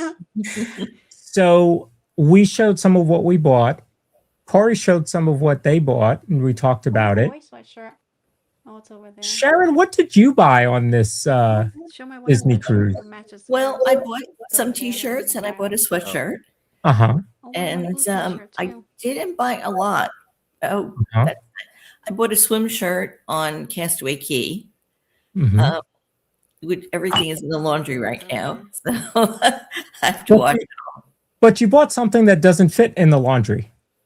What did I buy? I don't remember. It was your stuffy too. I don't remember what I bought.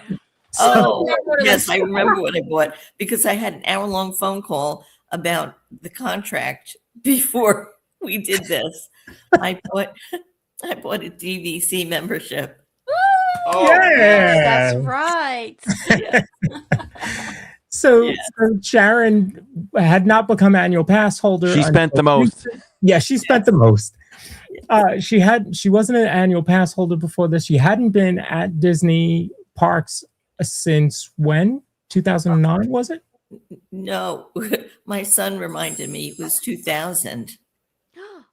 Hadn't been in Disney parks since 2000. Goes on her first Disney cruise to Disney and buys DVC on the cruise. How about that? Yeah. Yes. That's pretty amazing. And she said, I'll listen to the spiel, but I am not buying anything. Yeah. But you know what? There were a lot of, I won't go into it now, but there's a lot of reasons why it made sense to buy it. So, I'm happy with the decision. I'm financing, so it's not like I had plunked down the whole balance right now. Yeah. And I could pay it off at any time if I choose to. So probably not going to do that anytime soon. But, Well, we will have to have a DVC show soon so we can kind of talk about DVC. Yeah. So, I was very happy to hear that. And she totally surprised us all. I sat down and I was like, oh, what did you do today? And she was like, oh, I bought DVC. I'm sorry, what? What? Yeah. Okay. Can we talk about this? Because this thing is blowing up, you guys. So I think it was Brittany and Jill. They went out and they're like, oh my gosh, we bought the towel animals. Let me know if you guys want any. I'm like, what are you talking about? I don't want that. And then Greg was like, we got to get the towel animals. Oh my God, we got to get the towel animals. We got to get, see, he bought 2. It was 2 per stateroom. And I was like, what are these towel animals? So we get there. Cutest thing you have ever seen. Isn't it adorable? It's a little stuffed animal that looks like the towel animals that they put in your stateroom Which, by the way, I was actually kind of upset that they didn't make this towel animal in our room. But everybody wants them. Like, people are in the Disney Cruise Line group that I'm a part of. People are talking like, "Hey, where can I find this? Is this available on the Wish?" I went on the Wish and they didn't have them at all. And someone got on the ship and buy one and send them to me. People are freaking out about these little towel guys. So if you get on a Disney cruise and you find it, just buy it. It's super soft. It's like it feels like a towel, but it's got a little Disney Cruise Line thing on it. We have. We picked one up too. Jill was the first one to buy it that I saw, and she's like, "This is the one thing I really wanted." And there's Tammy delivering some fish extender items. And Jill was sitting next to Pepe's door, the Muppet, during the Muppet scavenger hunt that we did. But yeah, that little towel animal is quite the thing, quite the rage on the internet. So I was just like, well, I don't usually follow those things, but I'm like, you know what? I might as well just pick one up then. So. I didn't either. It wasn't until I got home that I was like, whoa, this thing is that I should have bought two. I just saw it and I was like, oh, it's so cute. I think I will get one. Jacob feels like they did sell out on the cruise. He feels like he didn't see them a couple days later. Okay, so they had a whole bunch that first night. It was like a pile. Yeah, they had a whole bunch. And then you could tell that it was like dwindling throughout the days. But then on the last day, I did see it was like either one or two sitting there. Because I was looking back there because that's where they had the little surprise toys that we all got so many of. And I do remember seeing like one or two of these guys just sitting back there. We all went a little crazy with the mystery boxes. Yeah, for the ships. I actually really like. Fantasy was one of them. I know you guys kind of got the what is it, the bad end of the stick, short end of the stick, with the Lookout Key ones.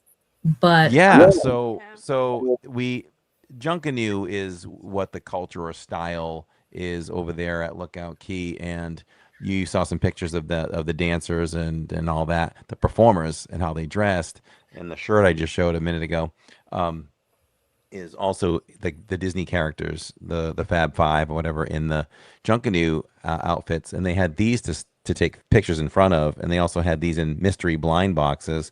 So I bought two and Jacob bought two, and the first three we opened were all Donald. So luckily, I'm thankful that Catherine traded me a Goofy for a Donald. So now we just have two Donalds. So if we do go back to Lookout Key, we can go ahead and trade them. And the thing is, right, we realized you should open them on the island because one thing the islands do and Disney does on the ships, or at least the fantasy, is they will trade for guests. So when we were buying, I call them the stacks. When we were buying the mystery boxes of the stacks, we did open those in the store because there were 3 on the back shelf. And we asked the cast member what that was. And she said, oh, these are guests that want to make trades. And we'd say, oh, what are they looking for? So if you had what one of them was looking for and you wanted what they had, you could trade it. And the cast member will trade it for you. And the guests will come pick it up at a later time. Mm-hmm. I think no, he did do that. Greg did that for Eve. No, she ended up keeping them because she wanted to give one to her brother. Oh yeah, that's right. So let's do. Unless you have something else, Corey, I was going to do final thoughts from everybody. No, we can definitely wrap it up. What about the Muppets? The scavenger hunt. Are you going to talk about that? Do you have that a little bit in your vlog coming up? The Muppet. What part? The just the scavenger hunt. How we started it? No. Okay. I started out wanting to do it and started, but I didn't think it was going to be up to quality. It was too loud around us. It was loud. We wouldn't have picked up very good audio on that. So we had a big group with us. So yeah.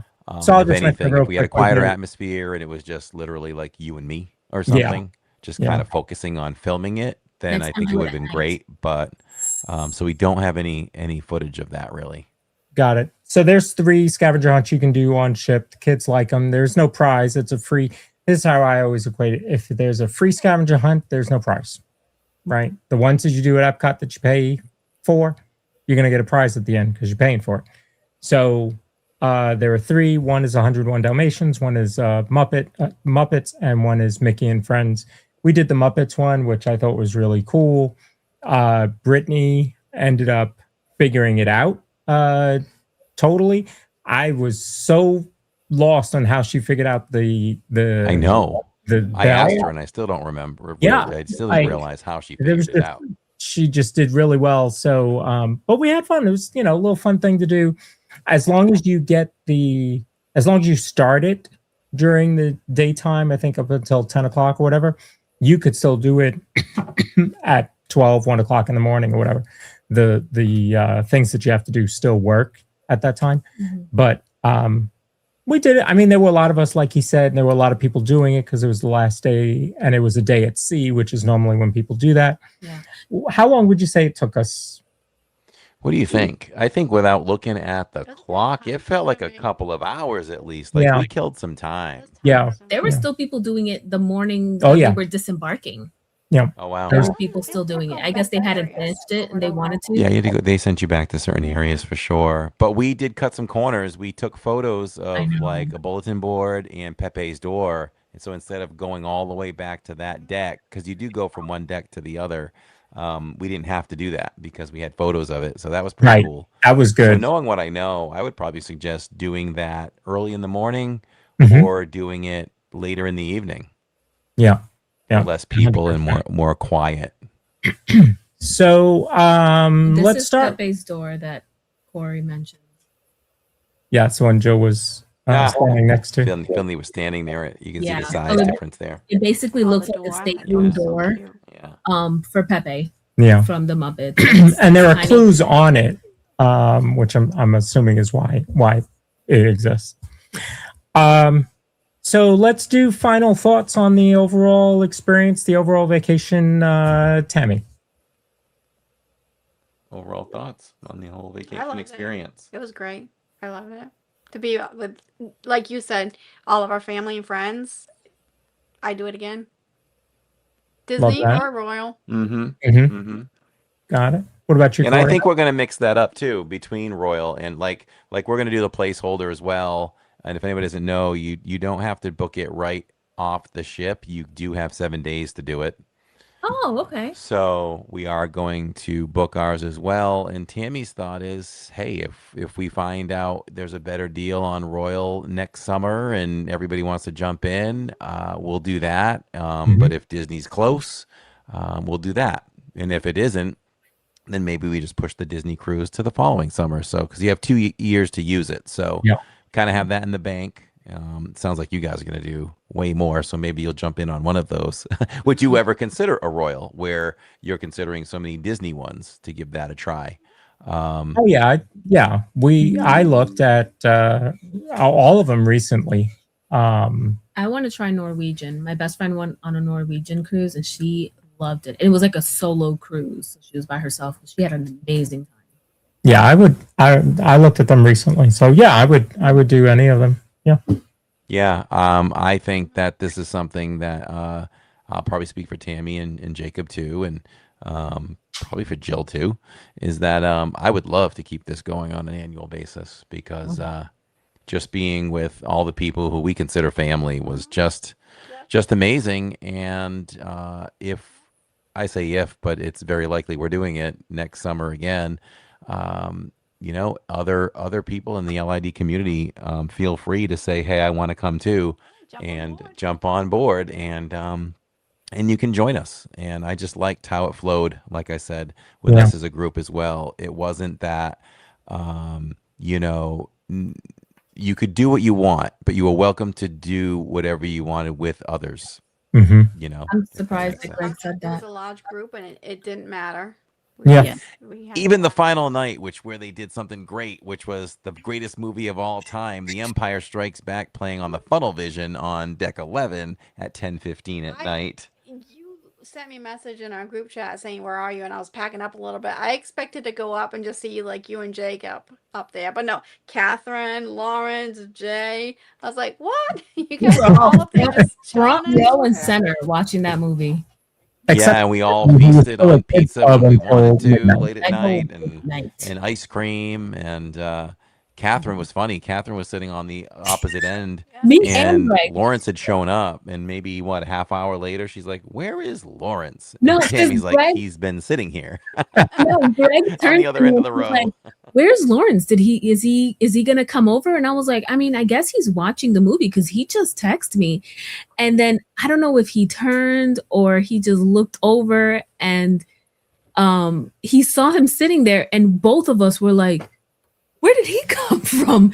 Apparently he'd been sitting like that, like you said, for half an hour, and Greg and I were either so into the movie. I was playing a game. That's right. Greg was up there too. Yeah, that Yes, we didn't yes, even know Greg him. wanted to see it too, and it was just so awesome to watch my favorite movie of all time in the middle of the ocean, you know, with the swirling lights of the aqueduct and all that. It was that was a once in a lifetime experience, I think. Oh, and we can to wrap it up for me, we didn't mention this. The ice cream, the free ice cream was great. They had banana, mango, pineapple, coconut, and we just kept going and going and going. got one. I think that Greg said his daughter Eve, did she say she had like 30 or 40 cones? She was double fisting. Yeah, she went. She had a vanilla in one hand But right and here, chocolate in Sweet the on other. You. Karen. If anybody hasn't tried it, Sweet on You is a Mickey Shorts themed ice cream shop. So And good. We got ice cream there, or gelato, just before Empire Strikes Back, and they have so many flavors. It's amazing, and I think the price is great. It was like $6.50 for 3 scoops. Yeah, Greg, thanks for Yeah, giving me ice cream. that's there. cheaper I than owe Salt you. and Straw. So, and it was so flavorful, you know, flavors like Candy Explosion and things like that. You know, Jay got some baby Oreos on top, so I did too. I'll go back there again more than once next time. I didn't get to go. It was called something different on the Dream. What was it called? Vanilla Beast. Vanilla Beast, and it was Oh, okay. it was themed to Wreck-It Ralph. Yeah. He did. Corey forgot to mention the mint. Mint was on the last day. Oh, geez, mint was my favorite. Man, I don't know. I might have rivaled Eve in how many how many cones of that I got. I'm surprised. I don't like soft serve ice cream. I'm more of a gelato and like a fruity ice cream type of thing. I wish I had tried it. I didn't have any of it. Even the mango one, which I love, I didn't have any of it. No, it's funny. I told Jacob I don't normally if I have ice cream, it's not in a cone. I don't go out to the ice cream truck or whatever and get an ice cream cone. I certainly did that day or this trip. I don't know what it is. Now, do you remember everybody before we went saying we're all going to order all these Mickey bars? And you know what? I had not one Mickey bar. I didn't either. Ice cream Neither cones. did I. They were How so much good. did I talk about that? Eve had I enough never for had all a of us. single one. I just couldn't get to it. There was too much food and too many other sweets. Yes. I never got to it. But we did have Mickey bars the night we get off the ship. At home. Yeah, at Animal Kingdom. Yeah. Too with Mickey bars is with Royal, you don't get room service. With Disney, you do get room service. But I think it was Greg ordered a Mickey bar for Eve, and it took like 40 to 45 minutes for that. So. And so, Sharon, what's your final thoughts on the cruise? I thought it was wonderful, and it was because of not just the Disney experience, but it was all of you guys interacting with you. I was a little nervous, going there because, I never had met you all in person, and I wasn't sure how we would all meld in person, but it just crazy people flowed. Everything just felt so natural, and I feel like all of us strengthened our bonds on the show. You're 100% right. For that, I'm very grateful. And I would do another cruise, whether it's Royal or Disney. Yeah, I'm up for it. She's DVC now, so yeah. Right? Mm-hmm. Yeah. She gets all the perks. Yeah, and she has DVC now, so in 2027 we'll see more of Sharon in the parks. Yes. Can't wait. And what about you? It was great. Loved it. Can't wait to do it again. Meet us on the Believe next year for their maiden voyage. Yes, thank you. He's shaking his head. Well, let's be in tune. Let's see what the deal is on that bad boy, and Yeah. I would love to go on an inaugural cruise. Yeah. You You get no so one's ever much stayed in that room Yeah. and all that. Gonna cost you a penny. That would be amazed is for And sure. now we're all Castaway Club members. Yes, I was looking at that. We got some little benefits. We can Yeah. book a little sooner than others, and they got that bag for going on their second cruise, which was nice. You used to get Yeah. some kind of gold lanyard or something. Yeah. By the way, it's only one per cabin. Yeah. So even though there were 3 of us, Yeah, I did see that. it is one per cabin. Still So nice, though. Yeah. Yeah. The lanyards are based on your level. So I'm a silver. So we all got silver lanyards. So that you get one per person. The bag is one per stateroom, or the gift is one per stateroom. But we're silver, so you got silver lanyards. If you're gold, you get gold. Yeah, and So- after your 4th It was cruise, your I was second. looking today. Yeah, so when you go on your 5th, that's when you go from silver to gold. Mm-hmm. Okay. So Yeah, so you got a long way to go for everybody, but we're going to work on it. Apparently, I'm going on the Believe, I guess. Yeah, Joe Walkbrett says the Believe will probably be a short cruise for the inaugural and expensive. Yeah, pretty much. But we'll see what happens. oh my gosh, Denise, she said I have to start sewing the shirts early. Shh, don't tell them, it's a secret. That's what I'm thinking. Start taking orders now. Start now. Oh, the website that I get like the custom fabric from. They are currently selling Disney Cruise Line themed fabric. Those are $26. Let me ask you this. We know that no shirts feel like Roosevelt's. Do you have an opportunity to make shirts with that, or is that like their own thing? Okay, so that is something that I did talk to Lawrence about. They have a different fabric that's like whatever that wishy fabric is called. It's so soft and stretchy. Yeah. It doesn't stretch, does it?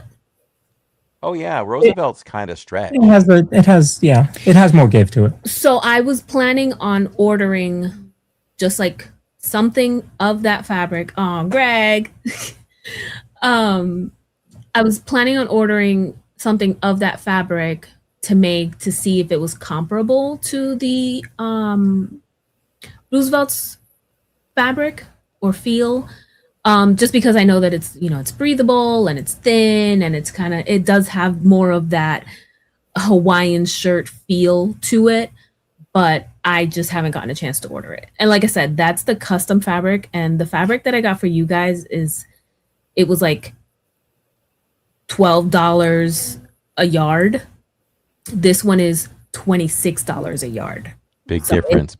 Much pricier. But we love them. You're an amazing seamstress. Shirts. So it is a lot more pricey. And so it's kind of like, what do I really want to get? And because I don't get to feel the fabric beforehand. Yeah. So I got to get something. Like Greg said, he says, we'll pay you the difference. So one last thing I'll say, which means nothing, but I thought it was kind of funny and cool, is I come out of the hallway of where we were staying on deck 2. I burst out of there, and I'm in mid recording of telling everybody hello and welcome to day 2 or whatever it was, day 3 on the Fantasy, and I'm talking away at the camera, and I look over to my right, and who pops out from the right side down the hall is Catherine, and like the lobby's dead. It's like, what was it, 7:30 in the morning, and she's like, oh hey, and I'm like, oh hey. He gave me the finger. He was like, Catherine and I ended up at breakfast together, unplanned. He was recording. He was like, yeah, I was like, wait a minute, I'm talking. But Catherine and then I was like, ended let's go have breakfast together and had a great breakfast. We ordered a bunch of stuff, and so much stuff. did I vlog that? I don't even know if I vlogged that one. And Jay joined us eventually, so I think we had a nice did breakfast. a little bit. He did join us, and we had a great old time. We're like, hey, come on down for breakfast, and everybody was like, yeah. So we enjoyed a great breakfast in the Royal Court. yeah, I said I'll see you at lunch. Yeah.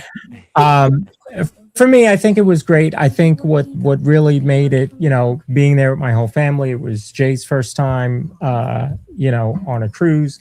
I know that Mom, if she's still watching, they have talked about being on a cruise. So hopefully at some point we'll get them on a cruise. But then to meet, just like Sharon and Tammy said, getting to hang out with people that we consider very close friends and family on a very different level. I mean, I've hung out with Corey in the parks, but we're running from attraction to attraction. We're streaming. Sometimes both of us are streaming, and we're kind of going in different ways, and we're covering the parade from this section or that section. And so this time it was way more chill, way more relaxed. And I think we got a chance to experience a lot of different things than we normally do. And I think that was a big key to it all. You know, being able to run a 5K together, or walk a 5K, or in Steve's case, a 10K. Smell up like a balloon during it. You know, snorkel for the first time. And a scary mask. I was up on deck 11. We were chilling out after an island day, and Jay comes over, which is Lawrence's son. He's like, "Oh, I just came up from deck 12." I'm like, "What'd you do?" He's like, "There's all kinds of goofy sports up there." I'm like, "Oh, all right. We're just hanging out here. I want something to do." I'm like, "Let's go check it out." He's like, "Okay." We went up there. Before you know it, Jay and I were having an intense mini golf course match up there, and right over the edge, you can see. I can't remember if it was Castaway at that point or Lookout, but just looking over at the beautiful, blue waters and all that in between taking shots. And then he and I went and shot baskets on the basketball court for like 45 minutes. And then Lawrence just comes, wandering by at some point, met up with us. So even those spontaneous things were a lot of fun. Yeah. Yeah. I was sitting there waiting online to get her hair braided. And I just happened to look up at the aqueduct going by, and I go, "Oh, there's Jacob and Corey in the aqueduct." Oh, you saw us. Yeah. So, I got my hair braided. I feel I'm going to do this style after every, like on the last day of every Disney cruise. I just feel like it's like a fun little reminder of being on the cruise. Finley got her hair braided for the first time. Well, not for the first time, but on the cruise for the first time. And she picked out which braids she wanted. She didn't want to sit there for too long, so she just picked out 2 regular braids, and she looks so cute, guys.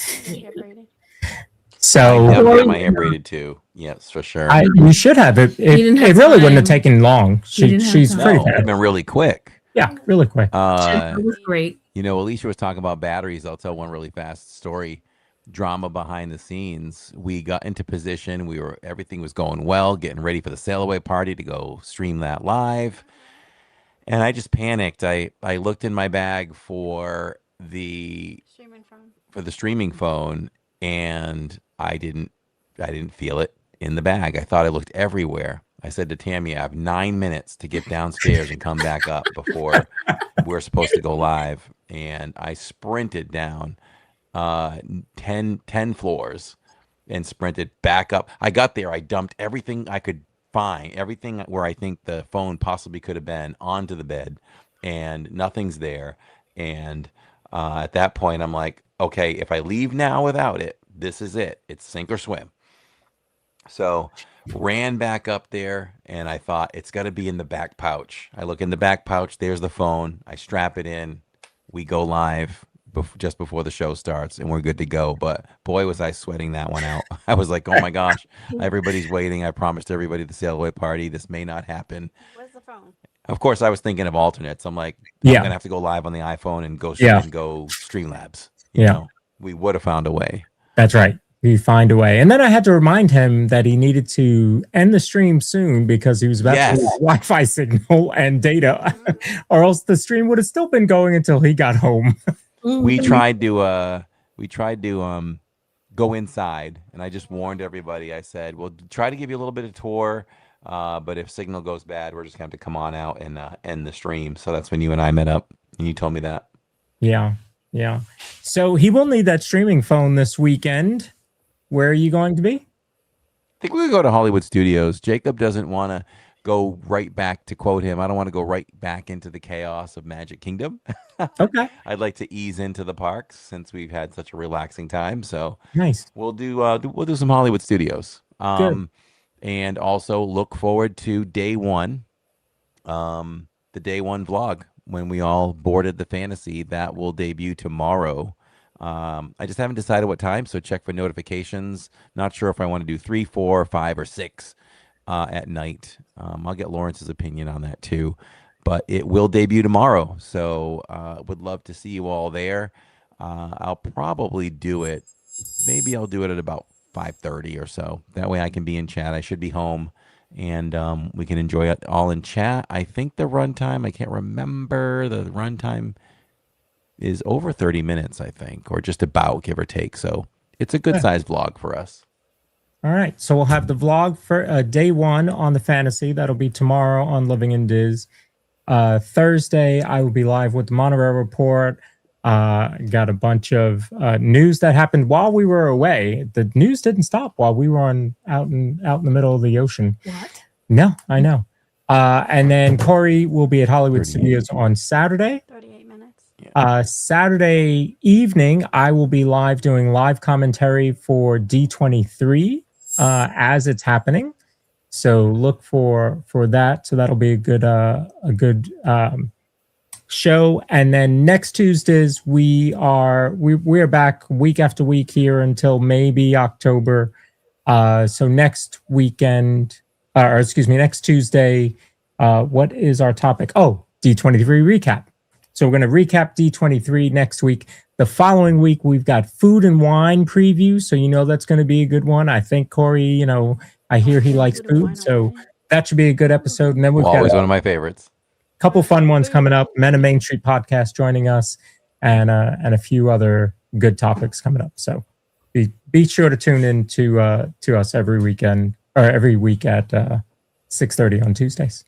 Yeah, thank you for allowing us to step away for a little bit for August and July, where we warned you that we'd be away for quite a bit due to vacation times and things like that. But we should be back full schedule through the year. Yep. Maybe here and there you might get a moment that we and a Tuesday where we can't do it, but it's pretty much the full schedule, I think, for the rest of the way. Yeah, that's the plan. So thank you all for joining us. Sharon, I want to thank you. Catherine and Tammy, thank you both for joining us as well. Appreciate everything that you have added to the show and to the vacation and to the shirts. You guys are really schemers. Tammy, Tony, and I, we were behind the scenes, you guys. Just scheming out there. So That was fun. that was fun. That was fun. All right. Go ahead, Corey. I'll let you end it. All right, everyone. Thank you so much for participating with us in our virtual live studio audience. And everyone, we thank everyone who listens to us at later times on all the platforms where major podcasts are available. And for now, we want to thank our wonderful and beautiful wives for joining us tonight. It was amazing. We thank you all so much for doing that. I don't know if I'm getting any kind of dinner tonight at this point, but Can you order pizza again? okay, salad. Salad it There you is. go. We're just a little off. I went grocery shopping today, so we're Just call getting room back service. into things slowly here. Yeah, slowly crawling back into real life. I go back to work tomorrow. Did you work today, Lawrence?